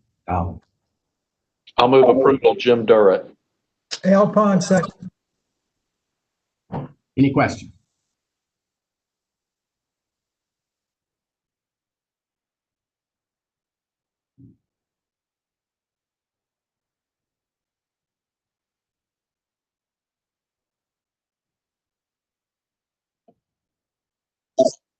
Resolution, next item, resolution authorizing the solicitation of a threat and vulnerability assessment and training. Jerry? Yes. Jerry, we need to vote on the resolution. We did.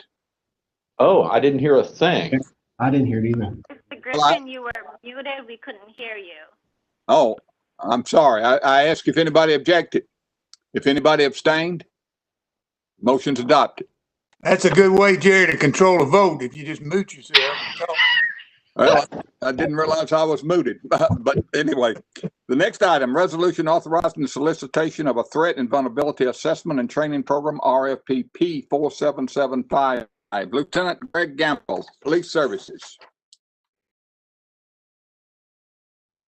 And members of the Operation and Safety Committee, may I direct your attention to agenda item number 3, request for solicitation for an RFP for the Threat and Vulnerability Assessment Training Exercise Program, project 31939. Next slide.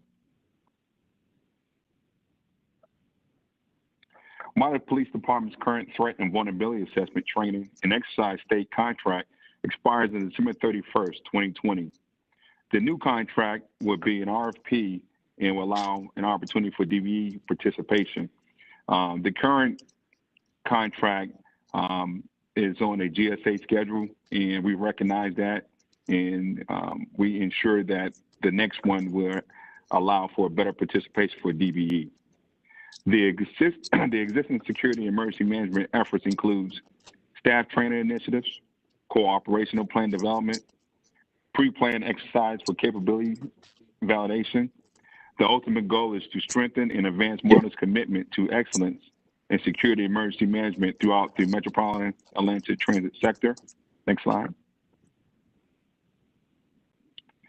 To address internally developed and as well as regulatory agency mandated requirements for key security and emergency management activities, the structure must institute a reporting structure for summarizing key performance metrics, activities, and outcomes, perform quarterly on-site virtual meetings to prepare for audits, oversight activities, and executive briefings, develop and maintain MARTA Police Department threat and vulnerability assessment required by state safety oversight programs such as GDOT and federal funding sources such as FTA and TSA. Next slide. The project highlights from September 2010 through June 2020, Tetra Tech conducted a 4th-phase program consisting of threat and vulnerability assessment. And down below, you see the abbreviations that I'm about to go over for the COOP planning and training, such as the tabletop and full-scale exercise. That is the one that everyone normally comes out, especially for the full scale when there's normally code out. The Security Emergency Preparedness Program Sustainment includes the COOP, the Emergency Operation Plan, the Security and Emergency Preparedness Plan, the Incident Command System Training, internal security auditing, in a best practice annual tabletop exercise that includes local, state, and federal partners. Next slide. This was the tabletop, the full-scale exercise that took place back in 2019 on a streetcar, whereas we had the board members and executive management team that participated. Normally everyone sees the full scale in the tabletop, but the slide previously is a lot of the other efforts that goes on that a lot of people don't see. You might see the pandemic plans and the other plans, but just want to just give you some visuals of some of the things that has been done. Next slide. For FY21 through FY25, the total renewal cost is $3,255,000. Will be sourced from existing federal transit agency grant awards and local capital funding for Project 31939. We are anticipating to continue the use of federal funds, and at this time, I respectfully request that the Operations and Safety Committee to recommend to the full board the solicitation for the RFP for the security and threat vulnerability assessment. Any questions? All right. Thank you very much. Do I have a motion? This is Hardage. I'll move. That second? I would second. All right, Ms. Ivy, second. Now, questions? This Bill Floyd, I have a question. There's a facility down in Perry, Georgia that does training on police security forces from all over the world regarding terror aspects. Have you all ever participated in that or do any work with them down there? Yes, a few years ago, we went down there. We had participated in different drills. I had went down there myself as well, especially the train aspect that they have down there.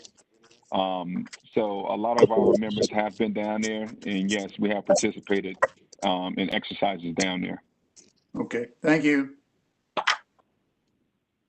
Lieutenant, this is the normal exercise that you have every year that number of board members have participated in, and it's not only the exercise, but it's all the evaluation of what comes out of that. Is that correct? Correct. And also a lot of our plans for best practices that takes place behind the scenes. So, Right. yes, sir. All right. Any more questions? Do I hear a motion to approve? I've got. So moved by Rod Frierson. Excuse me, I've got the motion on the. Yeah, on you've got the motion. I've got the motion. Okay. Are there any abstentions? Are there any objections? If not, the motion is adopted. Point of order. This is Dr. Edmond, and I Yes. apologize. This just may be technical, but I heard that there was the motion. I did not hear a second. There was a motion and second. Hardage made the motion, and who seconded, Marie? Miss Ivy. Mrs. Ivy seconded. Okay, I didn't hear it. Okay, thank you. Right. All right. Other items, you have the key performance indicators for FY 2021 in the packet. If there's no further business, we stand adjourned.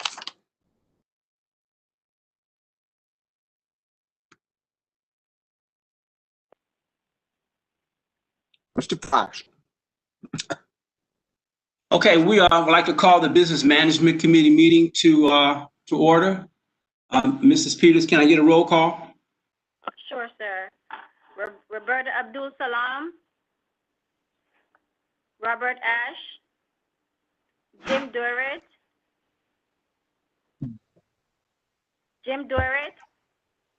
Robert's here. Thank you. Was it unmuted or not? Roderick Edmond. Here. Bill Floyd. Present. Roderick Farson. Present. Brian Glover. Jerry Griffin.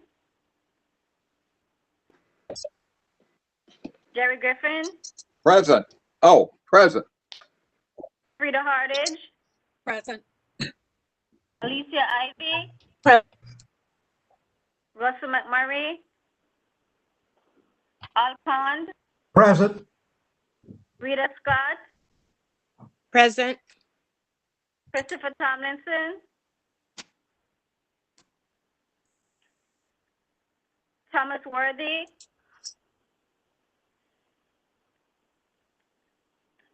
Mr. Chair, we have 9 board members participating. Thank you, Mrs. Peters. First item on the agenda is approval of the November 2nd Business Management Meeting Committee. Can I get a motion to approve the minutes? Alpine, move for approval. Roberta seconds. Okay, it's been moved in second. Are there any changes to the meeting minutes by the board? Okay, hearing none. Are there any abstentions to approval of the minutes? Any objections? Hearing none, the minutes have been approved.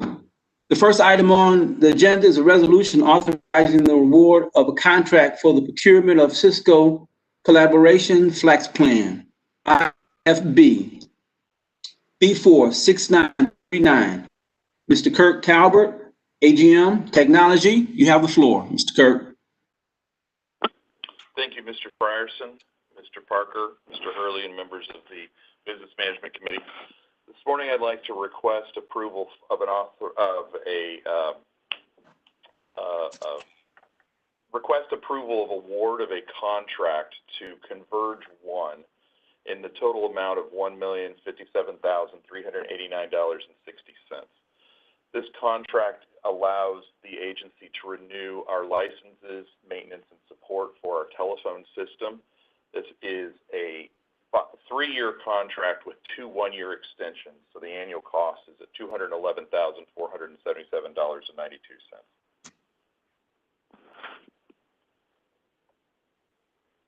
All right, any other questions?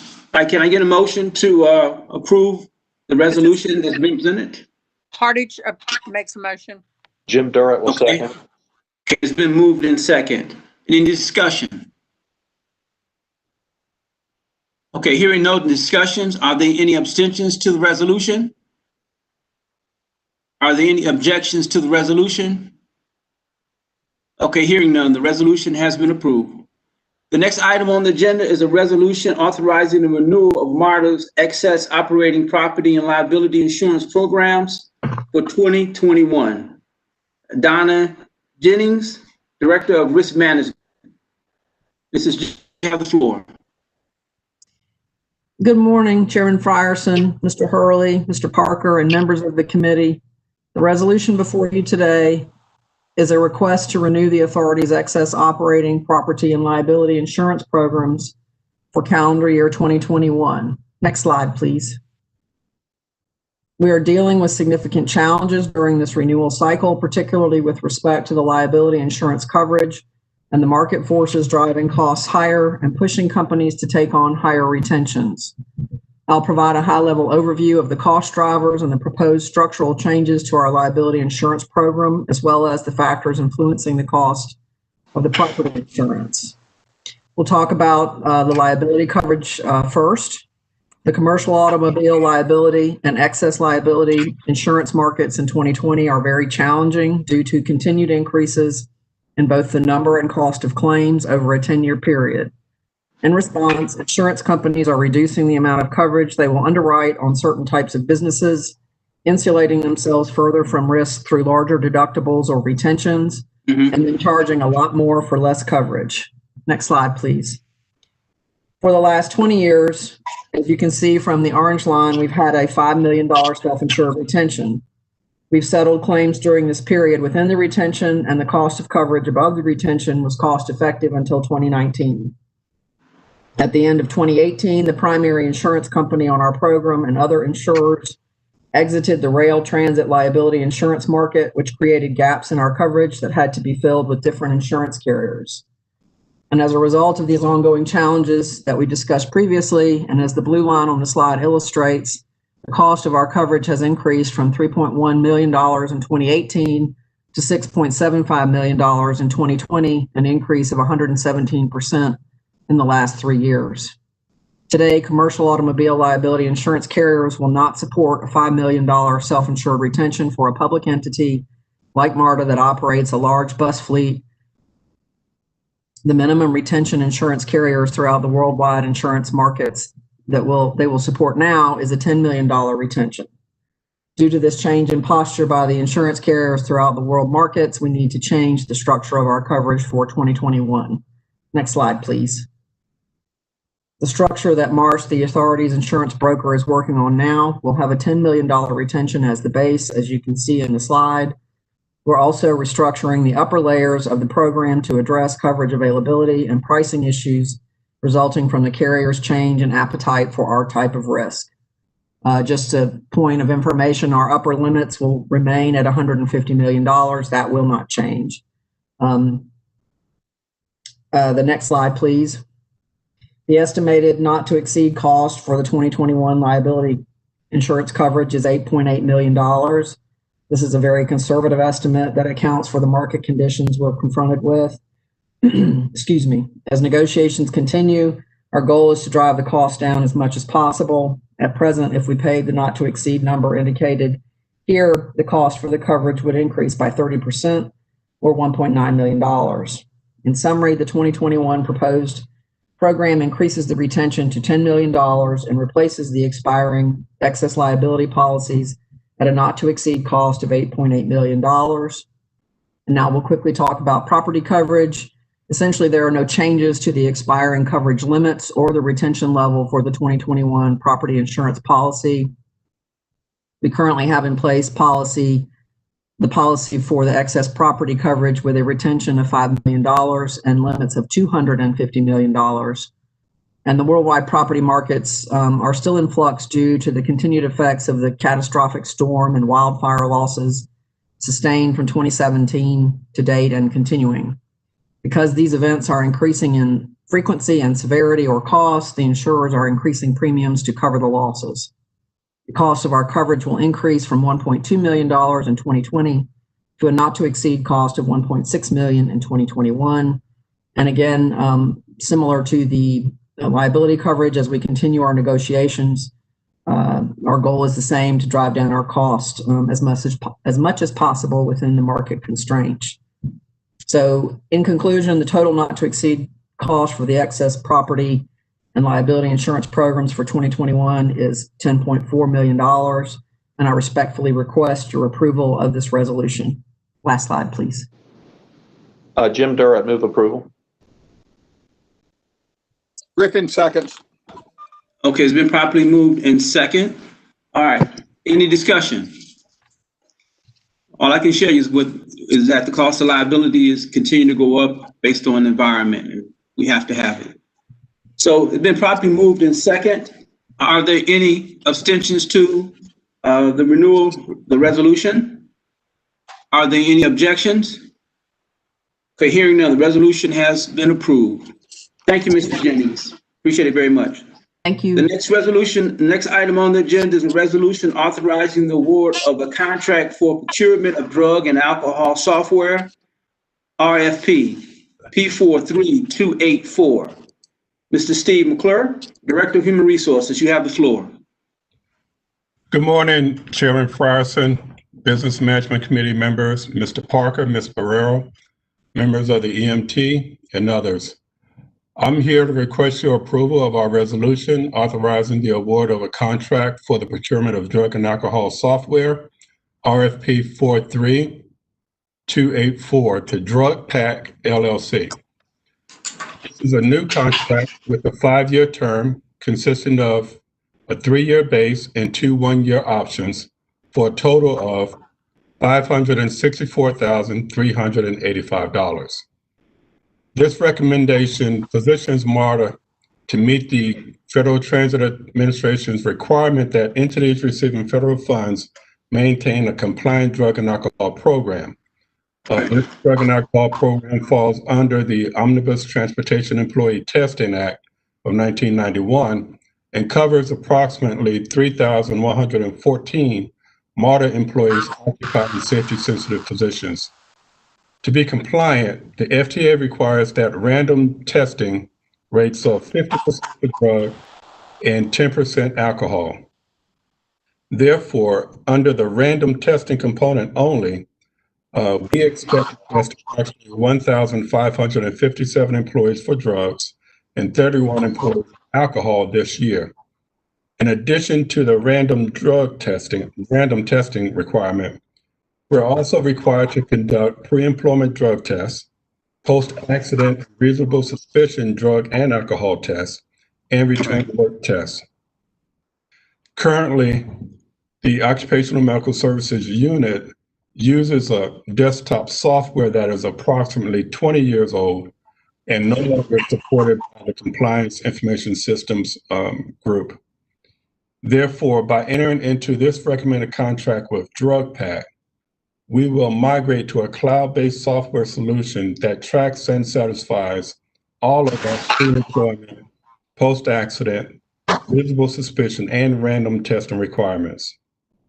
Also, this contract will provide us the ability to run the necessary statistical reports that are required from the FTA, including our Management Information Systems report.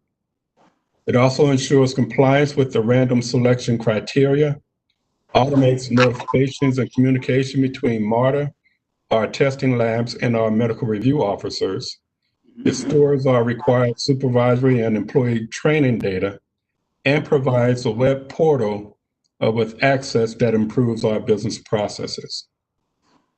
As a little historical backdrop on the procurement, on January 6, 2020, the notice to proponents was sent to 7 vendors for the procurement of the drug and alcohol software. Notice of the request for proposals was advertised on February the 10th, 17th, and 24th, March the 2nd, 23rd, and 30th, and April 6th and 13th of 2020 in the Atlanta Journal-Constitution, the Georgia Procurement Registry, the Georgia Local Government Access Marketplace, and on MARTA's website. We had 46 firms retrieve the online solicitation and or purchase RCD. As of the proposal deadline, which was April the 20th, 2020, we received 3 proposals, and that represented a 6.5% response rate. The proposals were received from Drug Pack LLC, Norton Medical Industries, and Translation Global. Each of the three proponents were deemed to be responsive and competitive and were invited to do oral presentations to the SEC. After the oral presentations, two firms were invited to submit best and final offers. They were DrugPack LLC and Norton Medical Industries.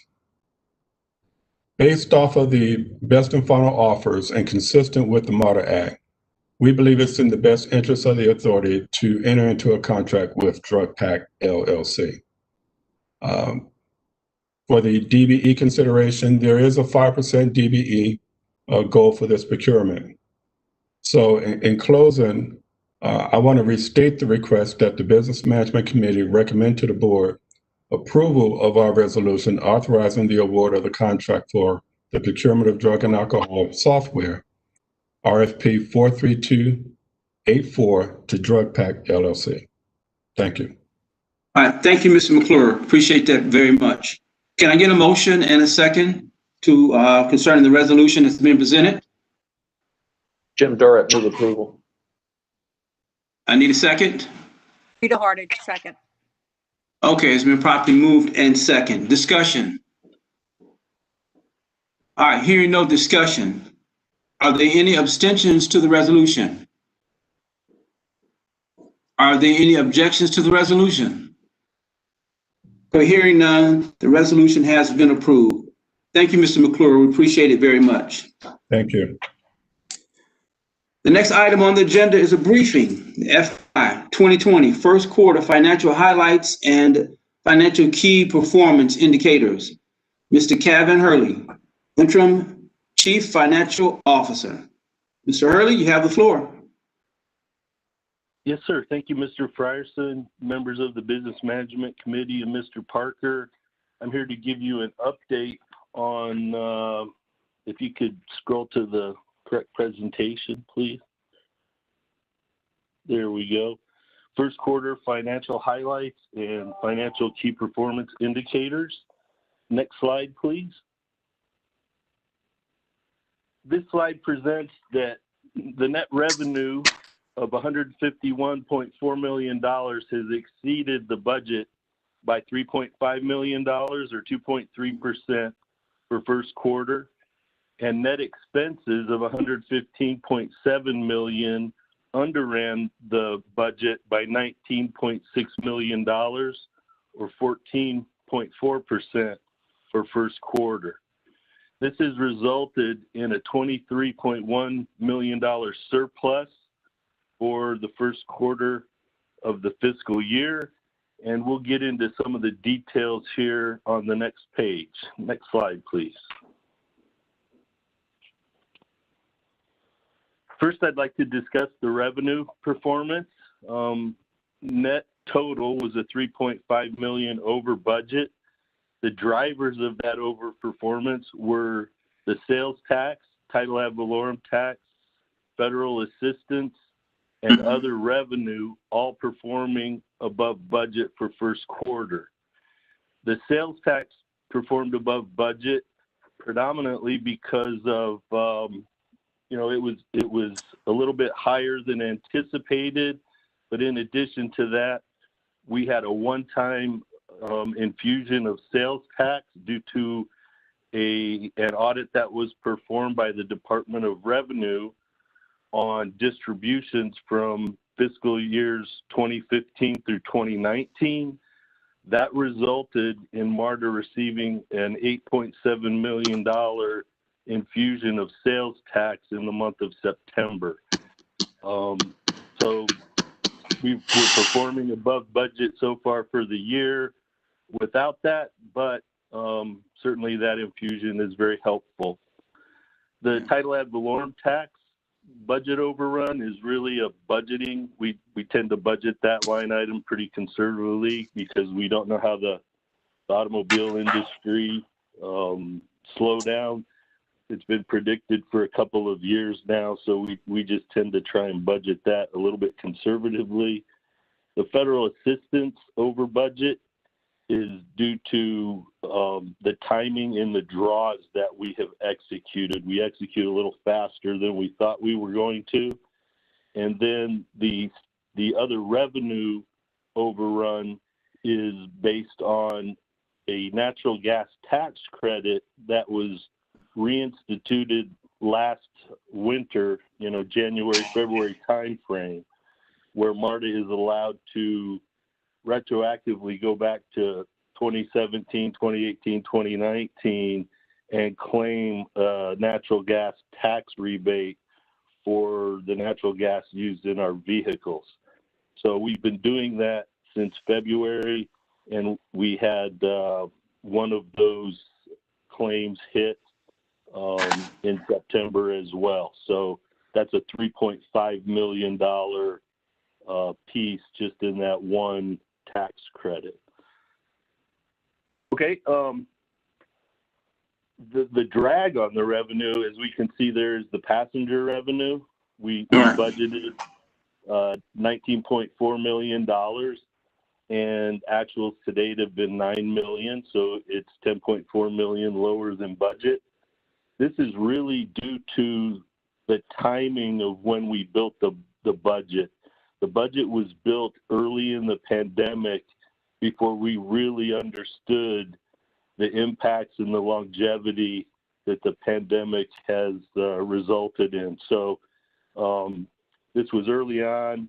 Budget was probably not in line with where, the actuals in the economy and the pandemic have played out. So we're going to talk about this. I've created another slide that will address this and look at our forecast. We've reforecasted what we think the passenger revenue will be.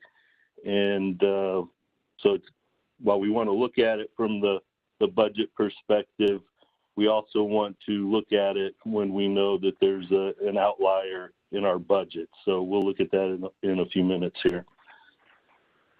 Okay, so then we get to the expense elements, and you can see $19.6 million underrun of the budget for the first quarter. The drivers of that are salaries and wages, and all the benefits performing well below their budgets for the year. This can really be attributed to two main drivers. We have a significant number of vacancies, so that'll impact salaries and wages as well as the benefit lines. And then also in the benefit lines, we're still seeing that healthcare, you can see there in the healthcare line, 7.8 million under budget for the quarter. Its performance is due to the vacancies as well as people just not, due to the pandemic, attending their standard healthcare visits, not utilizing the benefits as they typically would due to the pandemic. So I wanted to point that out. Then as we move through the expenses, we get down to the contractual services line item performing under budget by $5.6 million. That's a little bit of a red herring due to the implementation of our new encumbrance and funds checking system. We've run into a few hiccups where some of the invoices are lagging payment. And so a large portion of that $5.6 million is due to lagging payments. And we have a couple of teams working on operating and capital to get those elements corrected. And we're working diligently to do that over the next month or so. But I expect that contractual services line will come in closer to budget as we move forward. All right, and then I just wanted to point out. Kevin, can I just, this is Jeff, can I just mention a couple of things? This is, yes, sir. We've had several committee. Yeah, I just wanted to, there's several, we're going over a lot of stuff today, but this is really, really important here. I know we're nearing the end. I do want to mention just a couple of important points here. One is, if we're to look at our sales tax revenue compared to last year, taking out the one-time adjustment that Kevin mentioned, we're running about 10 or 11% lower in sales tax collections compared to last year, which is probably a little better than I would have expected us to be in. So that's favorable. Passenger revenue is clearly lower than we anticipated. And you know, it is you know, an area that we do need to be concerned about, and how people are going to come back to our system. And then, you know, just on the salaries and wages and the overtime, we were just a whisker from turning that 0.0 variance to a positive. I think we're in the, what, $50,000 over budget through the first quarter or something like that, Kevin. It's very, very close to zero. So that's you know, a good sign. A lot of hard work that started well before the pandemic about wrapping our arms around overtime spending. And then the other important piece of our vacancies that Kevin spoke about, our vacancies, we are focused on making sure that our operating positions that we're hiring them, our vacancies are not largely in our operating divisions. We are pretty much fully staffed with bus and rail operators. We're in a better spot than we were before with our mechs and techs, the other area that we've been focusing on to hire up. We have I think I was looking at some stuff Kevin just sent me, and I think we've you know, dropped the vacancy rates in those positions from something like 17% down to 11%. So we're making progress in that, and we'll continue to focus on that. And then the other area that I know the board and myself and staff have been concerned about is police vacancies.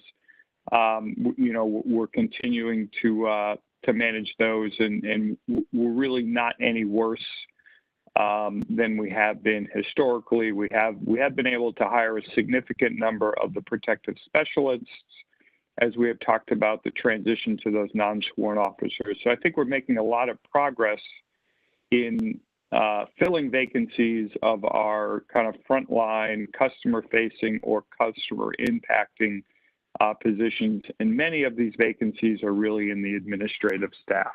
So, you know, I think that's an important piece of where we are here. So, sorry to interrupt, Kevin. No, sir, not at all. I just wanted to point out one more element to this. If you'll see in the federal revenue, we've broken that out between federal assistance and federal CARES Act assistance. And I don't want to be Debbie Downer here, but while this looks good and we have a significant surplus right now, a lot of that is being driven by the CARES Act funding. And so what this is telling us is that, yes, we're performing well to our plan for the most part, but we have a lot of work to do because we're still relying on those CARES Act funds to assist in, you know, paying for what we're doing going forward. Now, this isn't something we didn't anticipate. It may be a little larger surplus than we anticipated, but we knew we were going to have one this year. I just want to make sure there's some, you know, we're looking at this through the right lens. All right, next slide, please. This slide is showing the amount of sales tax required to support operations of the 135.7 million total. 28.3 is required to be utilized to support operations, or 21%. And if you'll note, that's the low 21% rate is really an impact of the CARES Act funding directly. So, next slide, please. Hey, Kevin, question on that slide. That is like you said, relatively low compared to where it was. Yes, sir. Where were we averaging? Around 34, 36%? Yes, sir. It's in the 35 to 37% range. Okay. Typically. So yes, sir. Exactly. Okay. All right. Thank you. You bet. All right, this is the additional slide that I had referenced on the performance of our ridership passenger revenue. So you can see the gray dotted line is our prior year experience, and then the red line is what we had budgeted, and that budget was based off of an anticipation that the passenger revenue would be about 85% of what it was in the prior year. And so we can see that that assumption did not play out very well. There was a reforecast done by Rob Goodwin's group, and that's the purple line, and that's based on a 50% of prior year estimate, and then they expect FY22 to be about the 85% range. So you can see the blue line actual is our dipped early, so we started below the reforecast in the budget and prior year, and we saw the uptick in September. That's really driven by the boarding from the front of the buses again. So we're seeing some revenue pick up from that. We started that on Labor Day, so it's not a full month, but it's close to a full month. So we're hoping to see that trend continue to get more in line with the most recent forecast there. All right, next slide, please. This is the overtime expense that Mr. Parker referenced earlier. As you can see, we started off well below the gray line, dotted line, which was our prior year.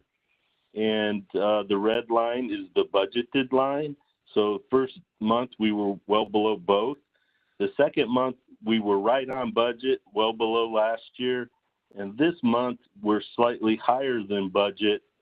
Net result is what Mr. Parker said, about 50,000 or so above budget cumulatively, but we're very close.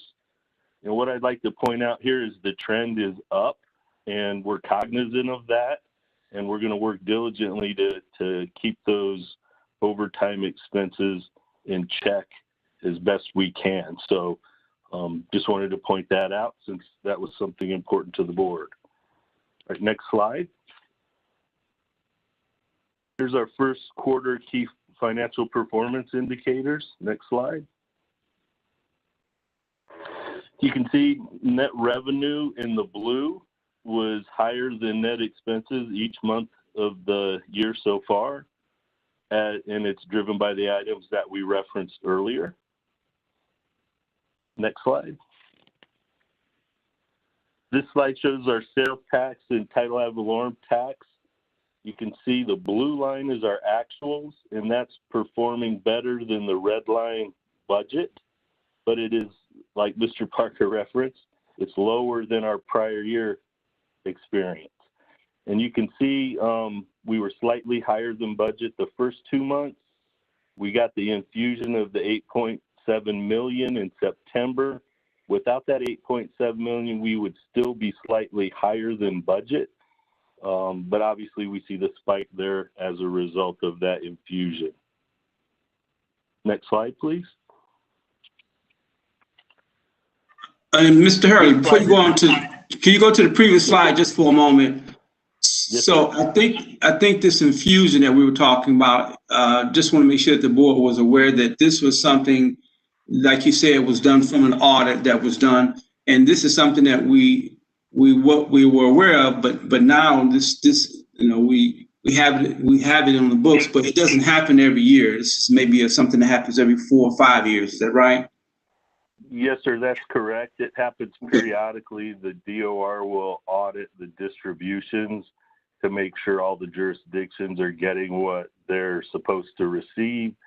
And based on the fact that sometimes tax payments are delinquent, they get mixed up and they get missed. And so they'll go back and do an audit periodically to, distribute those funds and make sure we're getting what we're supposed to be getting. Well, that's good for the jurisdictions realizing that their funds are being captured in the right way, and that if they find some shortfalls, they are making up those payments in terms of adjusting the tax revenue. So that's a good point. All right, thank you. Yes, Kevin, sir. quick question. This is Bill Floyd. Yes. Yes, Yes, sir. Have you ever had Floyd. to give money back as a result of one of those audits? No, sir. We have not had to give money back. In my experience, in my 20 years here, we've never had to give money back. Well, that's because the state never makes a mistake the wrong way for them. Well, Okay. it was a significant number, and Yeah.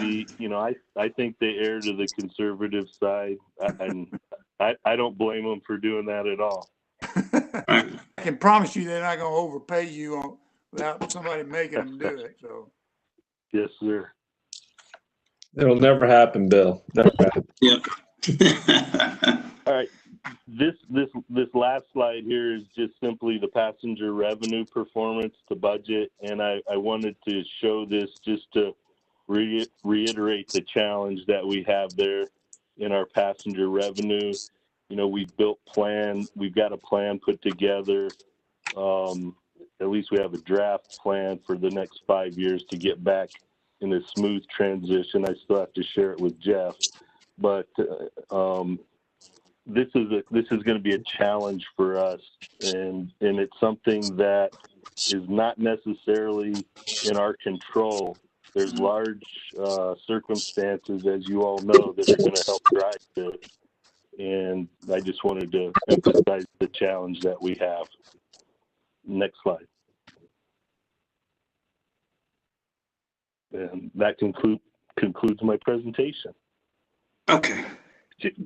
Just let me mention that I appreciate all the work that Kevin and his team's doing, and really everyone else, because I really think we're managing an extremely difficult and unpredictable situation really well. But I don't want anyone to walk away from this presentation feeling like we're in a good spot, because we've got plenty of challenges in front of us, but we are focused on managing them, and a key to that is managing the revenue side, because for some period of time we're going to have a lot of uncertainty on our revenue side.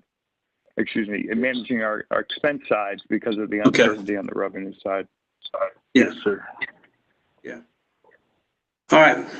Yes, good point, Mr. Parker. I mean, we're going to have to look at this. If we took out those things that are the exceptions and not the norm, you could see the trend will look a lot different for us in terms of us current market conditions. And so that's what we got to make sure we understand. And so as we go forward, it's going to become more to the surface. And you're right, managing expenses is really what we're going to have to be able to look at. All right. Are there any other questions from the board? Okay, hearing none, we do have some other matters that are on the agenda.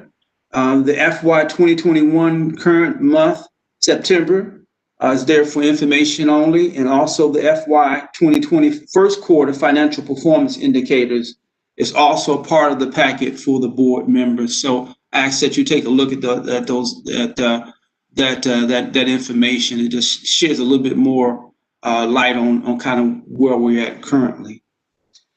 All that being said, do we have any other questions from the board members? Okay, hearing none, and then this Business Management Committee meeting stands adjourned. Thank you, everybody. Appreciate it very much. Okay. Thank you. Ms. Scott, would you like me to go ahead and call the roll? Please. Yeah. Thank you. Roberta Abdul-Salam.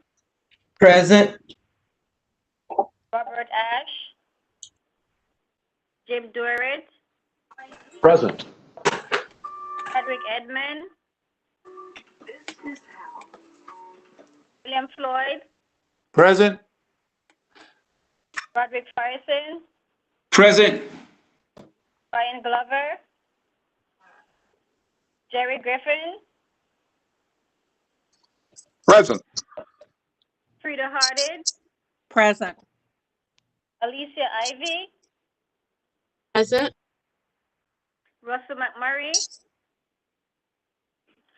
Alpon. Alpon. Rita Scott. Present. Christopher Tomlinson. Present. Thomas Worthy. Madam Chair, we have 9 board members present. Thank you, Ms. Peters. We are calling to order the November 19th meeting of the External Relations Committee. May I have a motion to approve the minutes of the September 17th, 2020 External Relations Committee meeting? Frierson moves. Hardage seconds. Thank you. Are there any changes? Are there any abstentions? Are there any noes? The minutes from the September 17th, 2020 External Relations Committee meeting has been accepted. At this time, we're going to have a briefing of the 2021 legislative agenda from Colleen Kernan, Senior Director of Government Affairs. Thank you. Good morning, Vice Chair Scott, Mr. Parker, Ms. Mullinax, and members of the committee and the board. I'm Colleen Kiernan. I'm the Senior Director for Government and Community Affairs at MARTA. Look forward to telling you, looking back at what we've done and looking forward to the future about what we would like to do. Next slide, please. So just to review our 2020 legislative agenda, we kept it really light. We decided to focus really on relationship building in our 4 jurisdictions, DeKalb, Fulton, Clayton, and the city of Atlanta. Our biggest priority from a policy perspective was passing the 15th Amendment to the Rapid Transit Contract and Assistance Agreement, which we were successful in doing in February. And then really our primary focus was issue education, both on our State of Good Repair program as well as the MARTA 2040 expansion programs in Clayton County and the city of Atlanta. Of course, Fulton County and more recently DeKalb County have adopted their own transit master plans for which they would need to identify a new source of funding to really fully implement them. So we've been continuing to be in conversations with them and our partners at the ATL as they consider ways to fund those programs. We also worked on relationship building at both the federal and the state level. I think we had great success with especially the Speaker of the House, who has continued to be a champion for transit, but we've also worked on building relationships with the House and the Senate leadership and our aligned agencies, including the Atlanta Regional Commission, GDOT, and of course, the ATL. I'll also note that the MARTOC management audit that was required, I guess back starting with House Bill 213 in 2015 is due at the end of this year. We have submitted that to the required recipients already, and I'd really like to thank Emil Zanoff and his team, as well as all of the leadership at MARTA whose departments were included in the audit. It was really during this year of COVID where everybody's focus was understandably on all of the adjustments that have needed to be made. I really appreciate everyone's focus to get that done on time. Next slide, please. We'll turn our attention for a moment to what's going on federally. Of course, I guess as we've just heard from Kevin Hurley, the CARES Act has really been fundamental to why our finances are in such good shape. Of course, MARTA received nearly $300 million, which has really kind of kept us in pretty good shape now and for the next couple of years. Kind of the biggest thing on the horizon, of course, is the renewal of the Surface Transportation Bill, the FAST Act. Congress decided to punt that issue for this year, and they passed a continuing resolution which now extends the FAST Act for another year until September 30th of 2021 at the FY20 budget levels. Both the House and the Senate, though, have advanced legislation that give us some insight into what they will be prioritizing as they continue to negotiate the reauthorization of the surface transportation bill. The House this summer passed the INVEST Act, which, if to characterize it briefly, I think is a direction that will be helpful to MARTA and other transit agencies. It prioritizes both transit itself, but also transit-oriented development and various measures to address climate change. The Senate has been a little bit more focused on making sure that the Highway Trust Fund remains solvent, as well as streamlining permitting for projects. So there's a bit of uncertainty about, especially since the composition of the Senate is yet to be known. All attention is on Georgia to see what those results will bring us. But there is general optimism that Congress next year will be able to come together to pass some sort of infrastructure bill that would include transportation and transit. The future of COVID relief. So the transit industry, led by APTA and others, is seeking $32 billion in additional relief.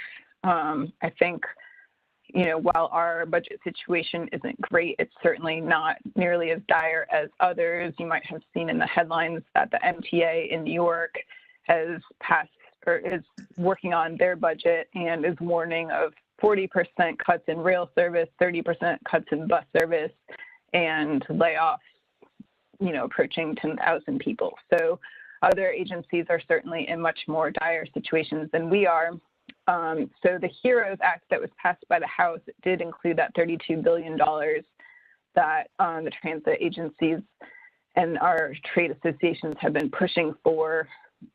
It will be divided up a little bit differently than the CARES Act, in that the $18.5 billion of it would be divided up through the formula funding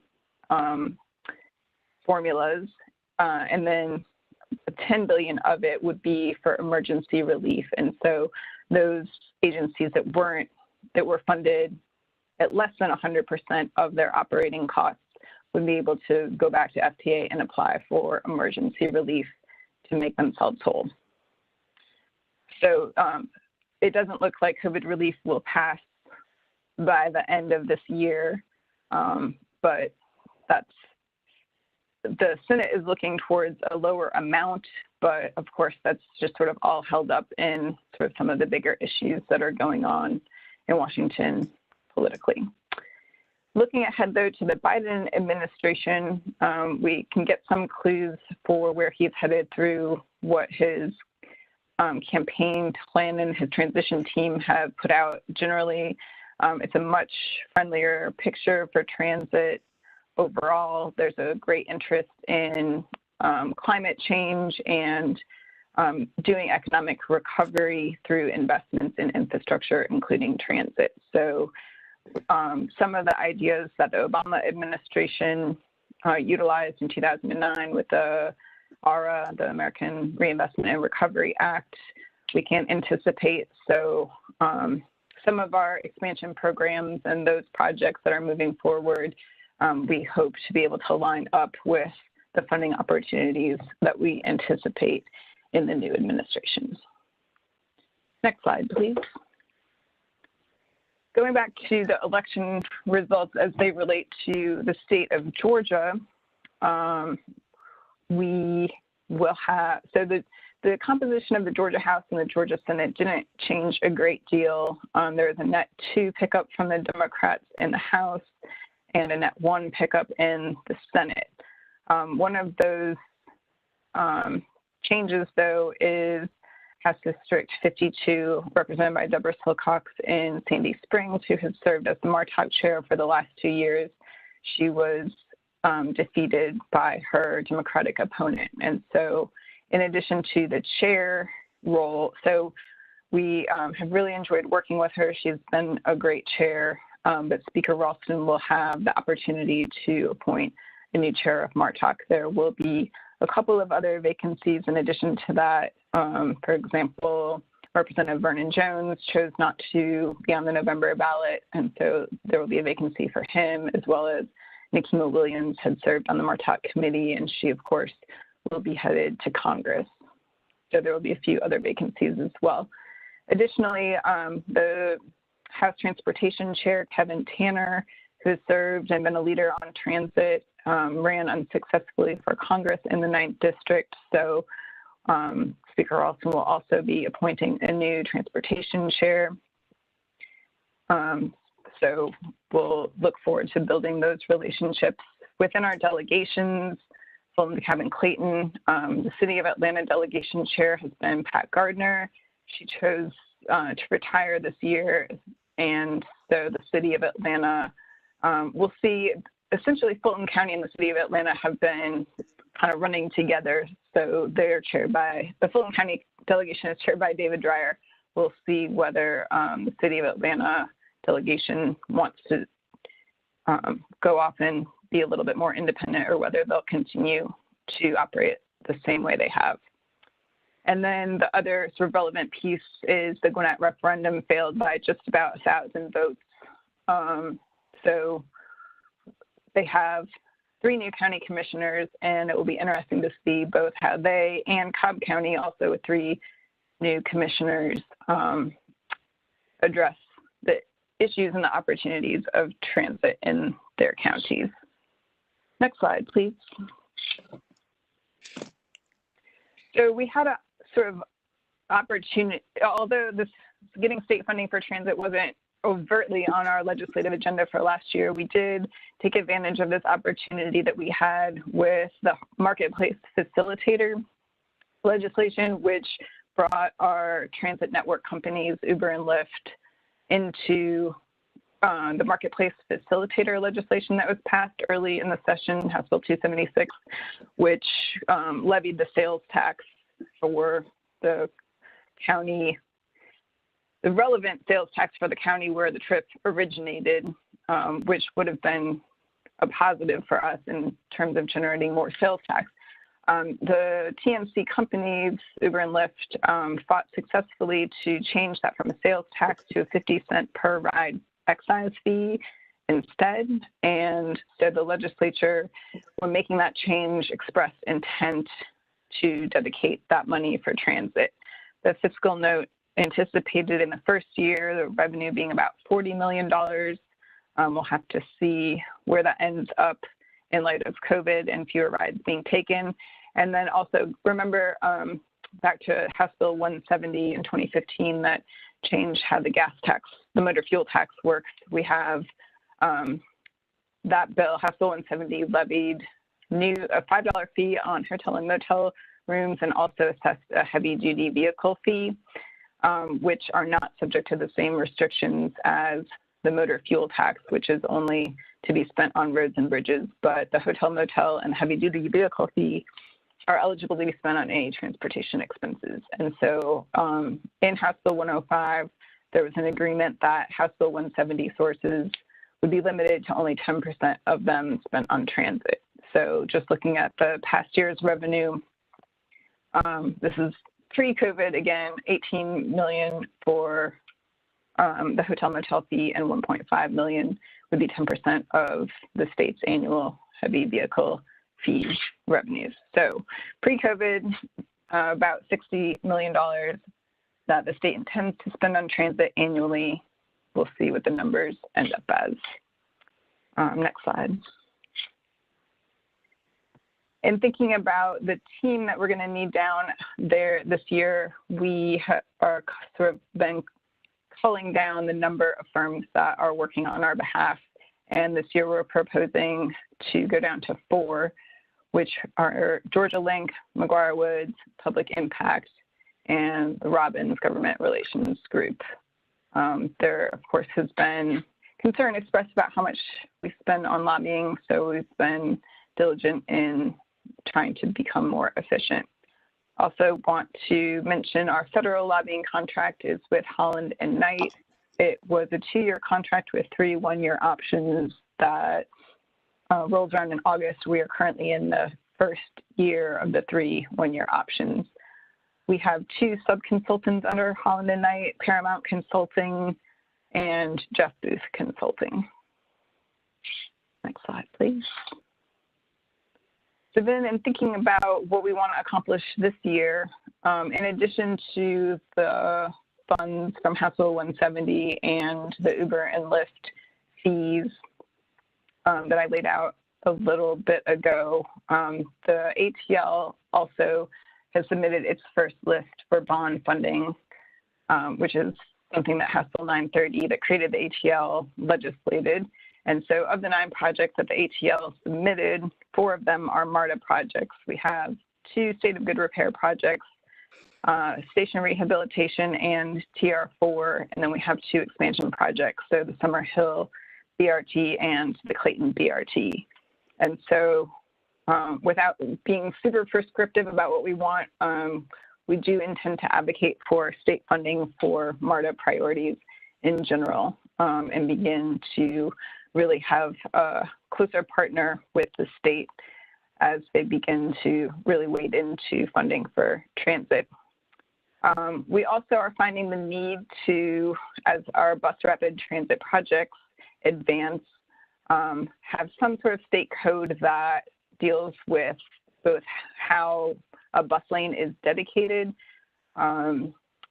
The real driver of this is there's nothing in the state code that would allow us to enforce a bus lane with the use of cameras. As you might have seen in the news over recent years, there's been controversy about red light enforcement. So we would need that we would need legislation and a state code update to be able to do camera enforcement, which is what we would like to do. And then there's also, there could be a much better process for the, we have one project, for example, on North Avenue, where the section of North Avenue that is west of Piedmont is on a state route, but the segment east of Piedmont is on the City of Atlanta street. So there are 2 totally different processes for dedicating the lane, even though it's on the same street. So for the state route, we would need to go to GDOT and get a board resolution there. And for the City of Atlanta, we would need them to dedicate that right of way. So we're working with our partners at the city and then to get on the same page about exactly what we want. And then we'll work closely with GDOT and the ATL so that we can all advance how we're going to do dedicated bus lanes and the maintenance and enforcement thereof and get that put into the state code. We also, with the passage of the first constitutional amendment that was on the ballot on November 3rd, which dedicates fees for what they were intended to, we have the opportunity to repass what we accomplished in House Bill 105 and make sure that the fees from the Uber and Lyft excise tax are indeed dedicated to transit. And then we anticipate continuing with issue education, both at the federal, state, local, jurisdictional, as well as all of the cities within our jurisdiction, about all of the work that we're doing, both to expand and keep our system in good repair. Next slide. That concludes my presentation. Happy to answer any questions. Are there any questions for Ms. Kernan? Colleen, Bill Floyd, Yes, sir. are we ever asked for opinions about who ought to be on the MARTA committee from the speaker? Yeah, not in a formal way, but I would say in an informal way. We have the opportunity to make suggestions. Okay, and one last question is the chair of that committee have to be from Fulton, DeKalb, or Clayton County? Yes. Okay, I thought so. But the members do not. That's obviously correct, isn't it? So the MARTA Act is very prescriptive about who gets to appoint who and what. So, for example, the speaker gets 2 appointments. One needs to be from a MARTA jurisdiction and one does not have to be. The governor gets 3, the lieutenant governor gets 2. And so, yeah, it's divided between,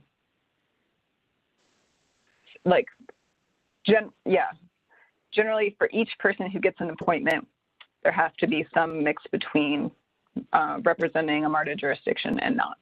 And then there are a few, like the chairman of Ways and Means, for example, is a member of the MARTA committee. The chairman of the State and Local Government Committee in the Senate is a member of the MARTA committee. So those are just Who appoints the chair? The speaker? the speaker. Okay. All right, And thank you. You're so welcome. to add to that as well, Senator Gloria Butler, who sits on the MARTA committee, has been named as the first chairwoman of the Georgia State Senate caucus in January. So we aren't sure if she will continue on the MARTA board or not. Thank you, Rita, for pointing that out. That was an omission. I should have mentioned that. Yeah, she's my senator, so I'm a honorary constituent. But right. Well, that we're pleased to see her, and she's always been. She's the first Sorry, female, so that's very important. And she's been a huge ally for MARTA, so we're delighted to see her in that role. Yes. Thank you. Are there any other questions for Yes. Colleen? Yeah, I have Yes, a question. Chairwoman Scott. Chairwoman Scott. Pardon me. Chairwoman Yes, Scott, I have a question, please, if I may. Yes, Miss Ivy. The question that I have is, I understood inside of the presentation that there has been some questions with regard to how much we pay lobbyists. Is there some document or something that we can review just to understand how much has been spent on lobbying efforts? Sure. It's all contained in the annual MARTA report, which you can find on the MARTA website. You can go over to more, and then it's in the reports and documents section. There's also been some confusion. The chairwoman of the MARTA committee has been including some of our contracts that are not a state lobbying contract when she has been calculating the numbers, and we've provided the correct figures to her. So this is Melissa. Miss Ivy, Colleen's right that the information is all publicly available in the MARTA reports, but we have a spreadsheet that shows the progression and the changes in the lobbying costs that we'll share with the board. So it'll be easier for you guys to see in one place in an Excel grid. Thank you so much. I'd like to review that, and thank you so much, Chairwoman Scott, for that opportunity for information. Thank you. Chairwoman Scott, this is Rod Frierson. I have a question. Yes, Mr. Frierson. In the presentation you talked about the reissuing of I guess a law or that was passed concerning designating funds for their intended use.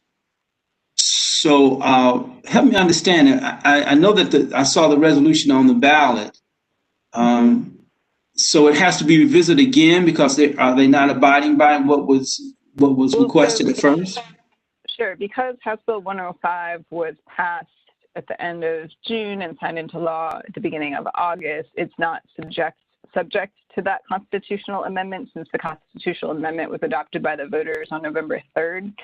So in order to ensure that the funds from the Uber and Lyft excise fee are dedicated to transit, we would need to repass that. So the hazardous waste and the solid waste trust funds will need to go through the same issue, the same process. So this is Jeff. We believe that there will be a bill that will bring existing fees and taxes under that constitutional amendment, and that was really anticipated. So our strategy is to make sure that these fees that are important to us are included in that overall bill. Okay, so we don't anticipate this as an action just for the Uber and Lyft fees, but part of a bigger effort to basically bring in taxes that have been passed with an intent attached to them in line with the brand new constitutional amendment. Is that right, Colleen? Thank you, Mr. Parker. Yes, thank you. I didn't know I needed the phone a friend on that, but I appreciate you. Yes. Are there any other questions for Ms. Kernan? Yes, Madam Chair, this is Chris Tomlin. two Yes, questions. Mr. Tomlinson. One, thanks for this overview. In terms of those items that you mentioned, Colleen, where you want to coordinate with ATL, if you could reach out to Scott Haggard, ideally this week, it'd be good for us to touch base and coordinate well in advance of the December biennial sessions with the legislators. I'd like to make that request. Absolutely, will do. All right. And then the second is just building off of Jeff and Colleen's comments. And Jeff, you really answered the bulk of my question. I was going to urge caution in trying to revisit legislation and get it repassed. You don't know what may happen, but if it's part of a broader general bill that sort of just tries to take those things and move them forward, obviously that's less dangerous than trying to open up individual pieces of legislation.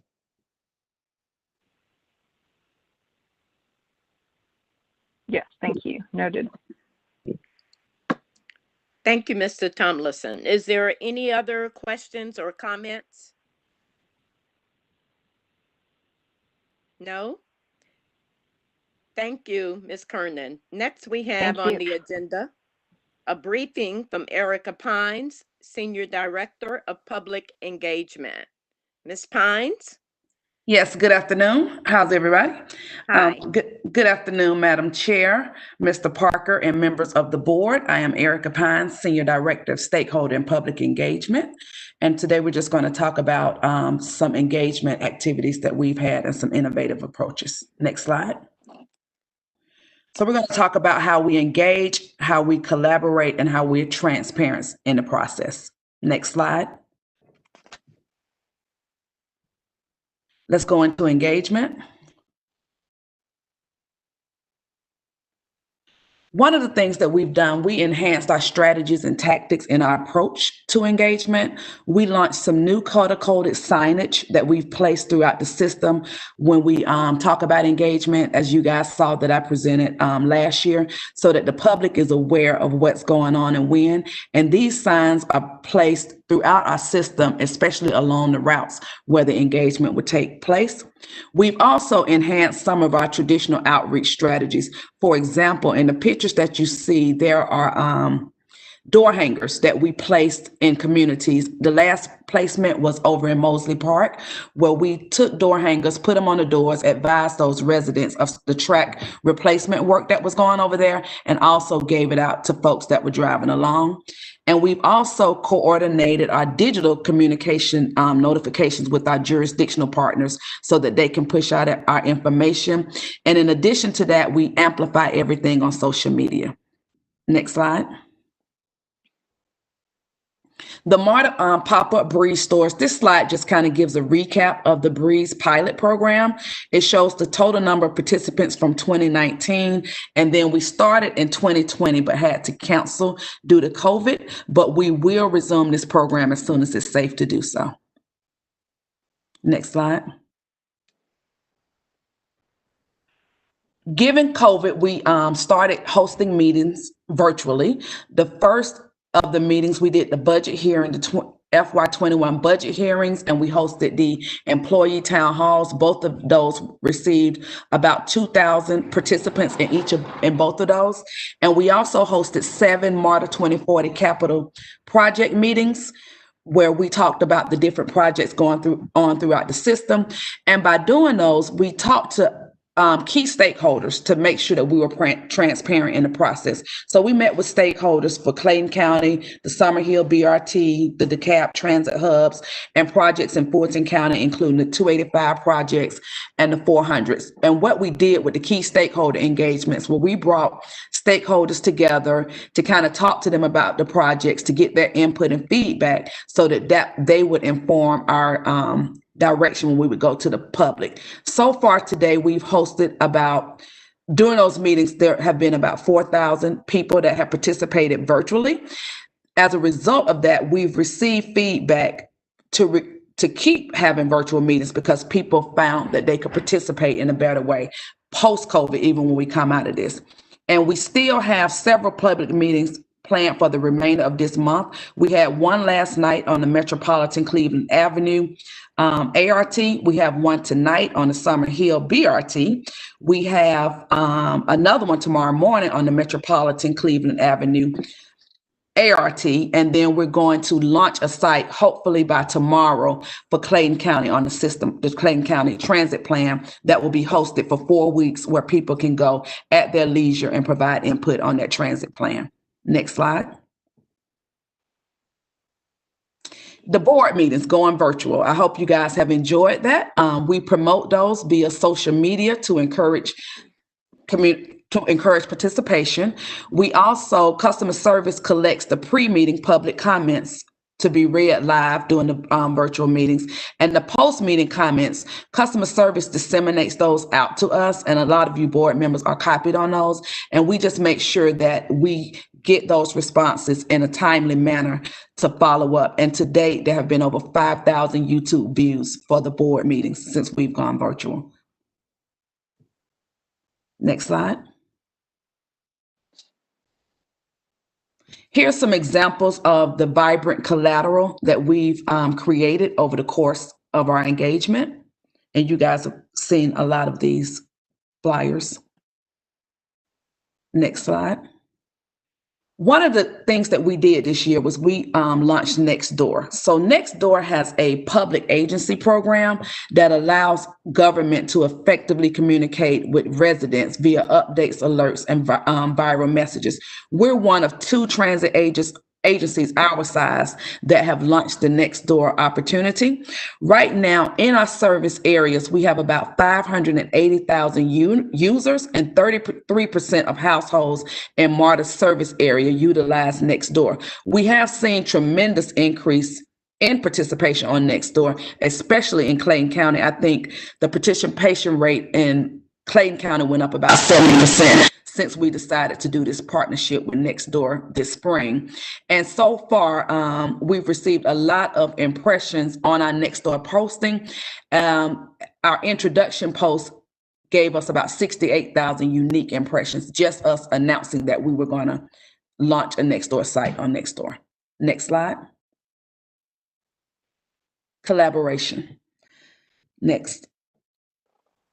We have been an active participant in all of the MAC committee meetings. We have also coordinated with diversity and inclusion to make sure that we adhere to the Title VI requirements and outreach activities. And we coordinate with them to make sure that we're meeting the limited English proficiency standards for our communities. And we've enhanced relationships with multicultural organizations and advocacy groups across the region. Organizations such as the Center for the Visually Impaired, and also organizations such as the my brain is killing me, I'm sorry, but such as the Latin American Association. I'm sorry about that. Next. This year, with the ongoing, we had some big things happening this year, a big election, and we've also had census things happening this year, and along with COVID. What we've done is we've partnered with key organizations to utilize our assets to help encourage participation in those activities. For example, for the census outreach, we had 47 station events, 3 offsite events that MARTA supported. We did bus announcements on the buses for census, and we also placed bus kings, which are the banners on the side of the buses that encourage census participation. With voter registration, we held 71 in-station events, and we had local celebrity bus announcements. We had Clifford T.I. do a bus announcement, and former Atlanta Falcons player Warwick Dunn do a bus announcement. And with COVID, we partnered with our council members to host some COVID events at the Hamilton E. Holmes Station. We partnered with the GWCC CNN Center Station. Some of our advocacy groups held events at West End Station, and we just finished a partnership with the Brookhaven Station. Next slide. MARTA 2040 road shows. We kicked off the road show events with Clayton County residents to receive input on project updates. For the road shows, we used a data-driven approach to support targeted outreach efforts along Clayton's busiest routes. More than 400 people participated online for the 2-day event, asking questions and making comments. And jurisdictional partners have also requested additional presentations from our planning department. This was a first in a series of jurisdictional updates. One thing that we noticed is when we typically give public updates, it's a jurisdictional update to the elected officials. So we want to move and give a public update in all of our jurisdictions. Clayton was the first, and we'll ramp back up starting in January and do a presentation for Fulton County residents, DeKalb County residents, and the City of Atlanta residents. Next slide. On the horizon, we have some things going on right now. Station renaming, as you know, we went to the public last summer to talk about renaming the Ashby Street Station, Bankhead, Civic Center, Georgia World Congress Center Dome, and the Lakewood Fort Mac stations. We've received the feedback from them. We launched a comprehensive effort to make sure that we were in the community and that we were dealing with customers and the stakeholders. So our next phase of station renaming includes finalizing engagement with key stakeholders. Some of those meetings have been held, and we're just making sure we make the appropriate touches with our key stakeholders before we release our naming recommendations to the board. Thanks. Next slide. MARTA 2040 website. We're in the process now of developing a comprehensive website that will be public facing so that the public, if they want to know anything about what's going on in our system, if they want to know about projects in their jurisdiction, if they want to know about our state of good repair projects, they will have one site to go to. It will be marta2040.com, and they will be able to click and find what they need to know. So we're launching this in an effort to maintain transparency and public trust in our program delivery process. Sorry about that. Next, any questions? Are there any questions for Ms. Pines? Any questions for Ms. Pines? Any comments for Ms. Pines?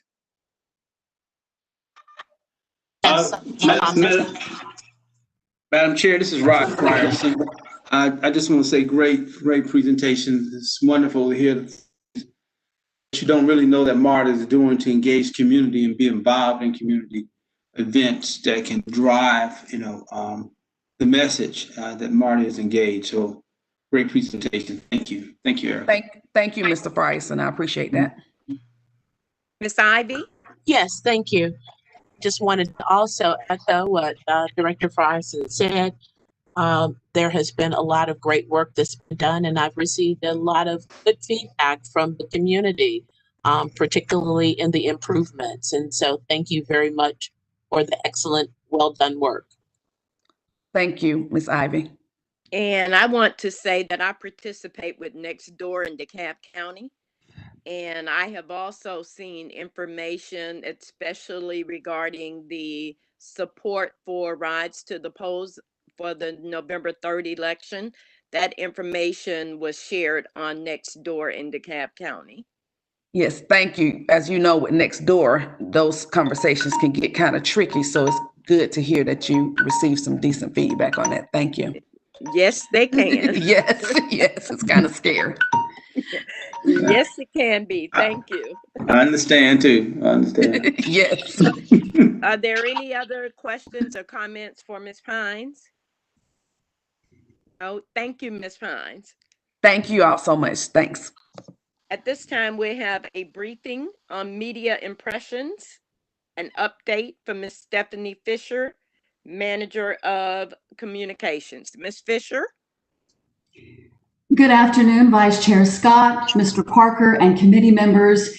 It is a pleasure to come before you to provide an overview of our media impressions for July through October. Next slide. A good portion of the media coverage we received in July continued to revolve around COVID and what we are doing to stop its spread. Next slide. 2 of the 4 major press releases we distributed in July were about COVID. One was about our use of electrostatic sprayers to clean vehicles and facilities faster and more thoroughly, and another about our customer mask requirement and mask distribution program.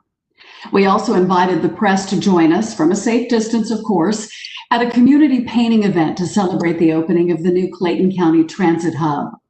And Artbound partnered with the Decatur Arts Alliance to announce a public art installation opportunity for Black artists. Next slide. Coverage of the Transit Hub in Clayton was among the 5% of positive news stories in July.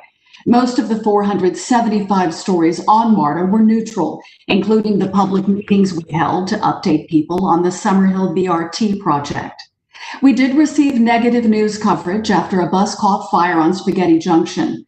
Only the operator was on board and he was not hurt, and a lot of the stories were about the ensuing traffic tie-up. July has been our most lucrative month this year with a $12 million advertising value equivalent.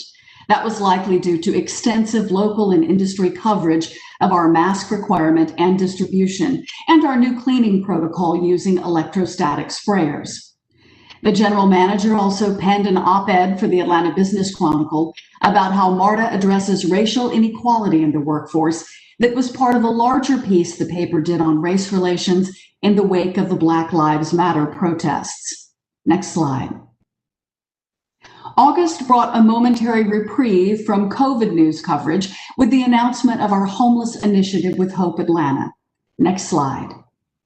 We did distribute 2 press releases in August that were COVID related. We announced the installation of air purification systems at our air-conditioned facilities, and we teamed up with our partners in South Fulton County to spread word about the Oakley Industrial Circulator that was implemented as part of the Essential Service Plan to provide transportation to essential workers in that county.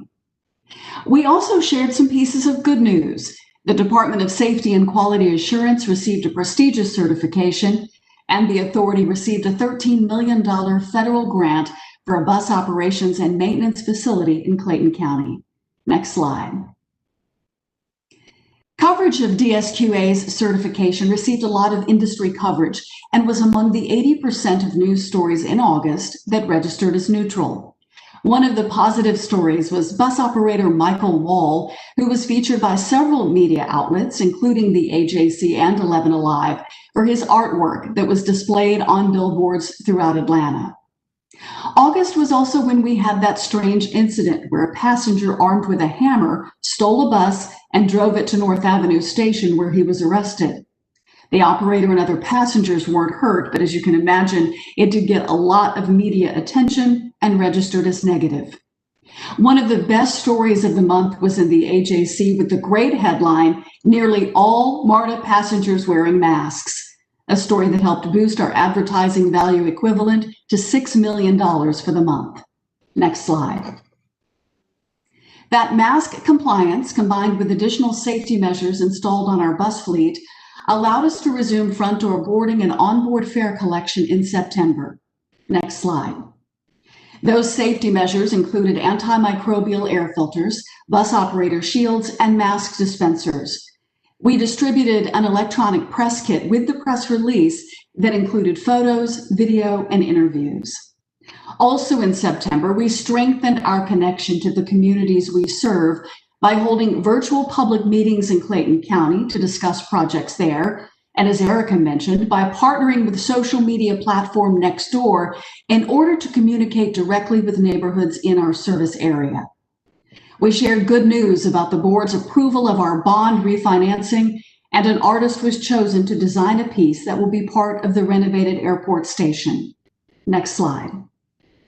There were 486 news stories about MARTA in September, most of them neutral in tone, such as the bus safety measures and the resumption of front door boarding and onboard fare collection I mentioned. WSB and Fox 5 were among the local news outlets that covered that story. 3 MARTA police officers were featured on CBS 46 for performing CPR and saving the life of a man at 5 Point Station. Our homeless initiative with Hope Atlanta, announced last month, continued to get positive coverage, including a long-form interview with representatives from MARTA and Hope on Rose Scott's show on WABE. A fatal bus accident in DeKalb County garnered some negative news coverage during the month. The early morning incident involved a driver who ran a red light, crashed into the bus, and was killed. The operator and 7 passengers were not hurt. The AJC ran an article taking a look at our employee COVID cases, which at that point had surpassed 200. The story did include the ways in which we continue to support our employees during the pandemic, financially and otherwise. Next slide. Giving our employees time off to vote and reminding our customers to cast their vote made headlines in October. Next slide. We announced our voter participation encouragement efforts and our new pilot program with Uber that kicked off on Election Day to provide subsidized rides to the polls for those impacted by the Essential Service Plan's reduced bus routes, a program that will continue during times when normal service is interrupted. Another partnership was announced with Fulton and DeKalb counties to help provide greater access to COVID testing sites, one in the long-term parking lot at Brookhaven Station and the other near State Farm Arena. We also communicated our comprehensive updated safety plan that was approved by GDOT and the board. Next slide. Our voter encouragement efforts registered as positive in the 375 news stories we received in October. Helping to boost our advertising value equivalent to $7 million were features on WSB and CBS Atlanta about the COVID testing sites near rail stations, and a great story on 11 Alive about our homeless initiative with Hope Atlanta by a reporter who for years has covered the issue of homelessness. The Uber program for Election Day, MARTA Connect to Vote, got good coverage, especially in smaller community publications where many of the customers impacted by the Essential Service Plan live. This helped offset some of the negative news as small protests about the plan's suspended bus routes formed outside headquarters. Next slide. The mask requirement and mask distribution were our biggest news stories in the last 4 months, and we were able to tell those stories well thanks to our general manager and others on the executive management team who made time for interviews and the digital materials contained in the electronic press kits we distributed. I'm happy to answer any questions you have. Are there any questions for Ms. Fisher?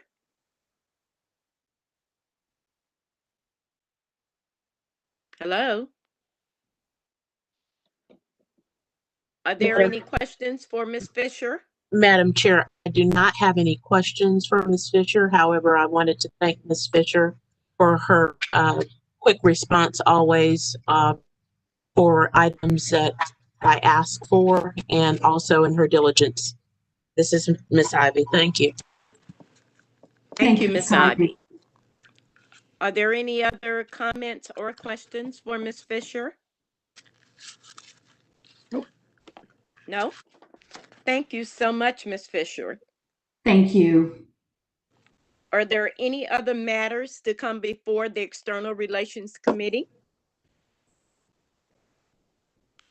Are there any other matters to come before the External Relations Committee? If not, our meeting is adjourned. Thank you. Thank you, Madam Chair. Appreciate it very much. Thank you. Thanks to everyone.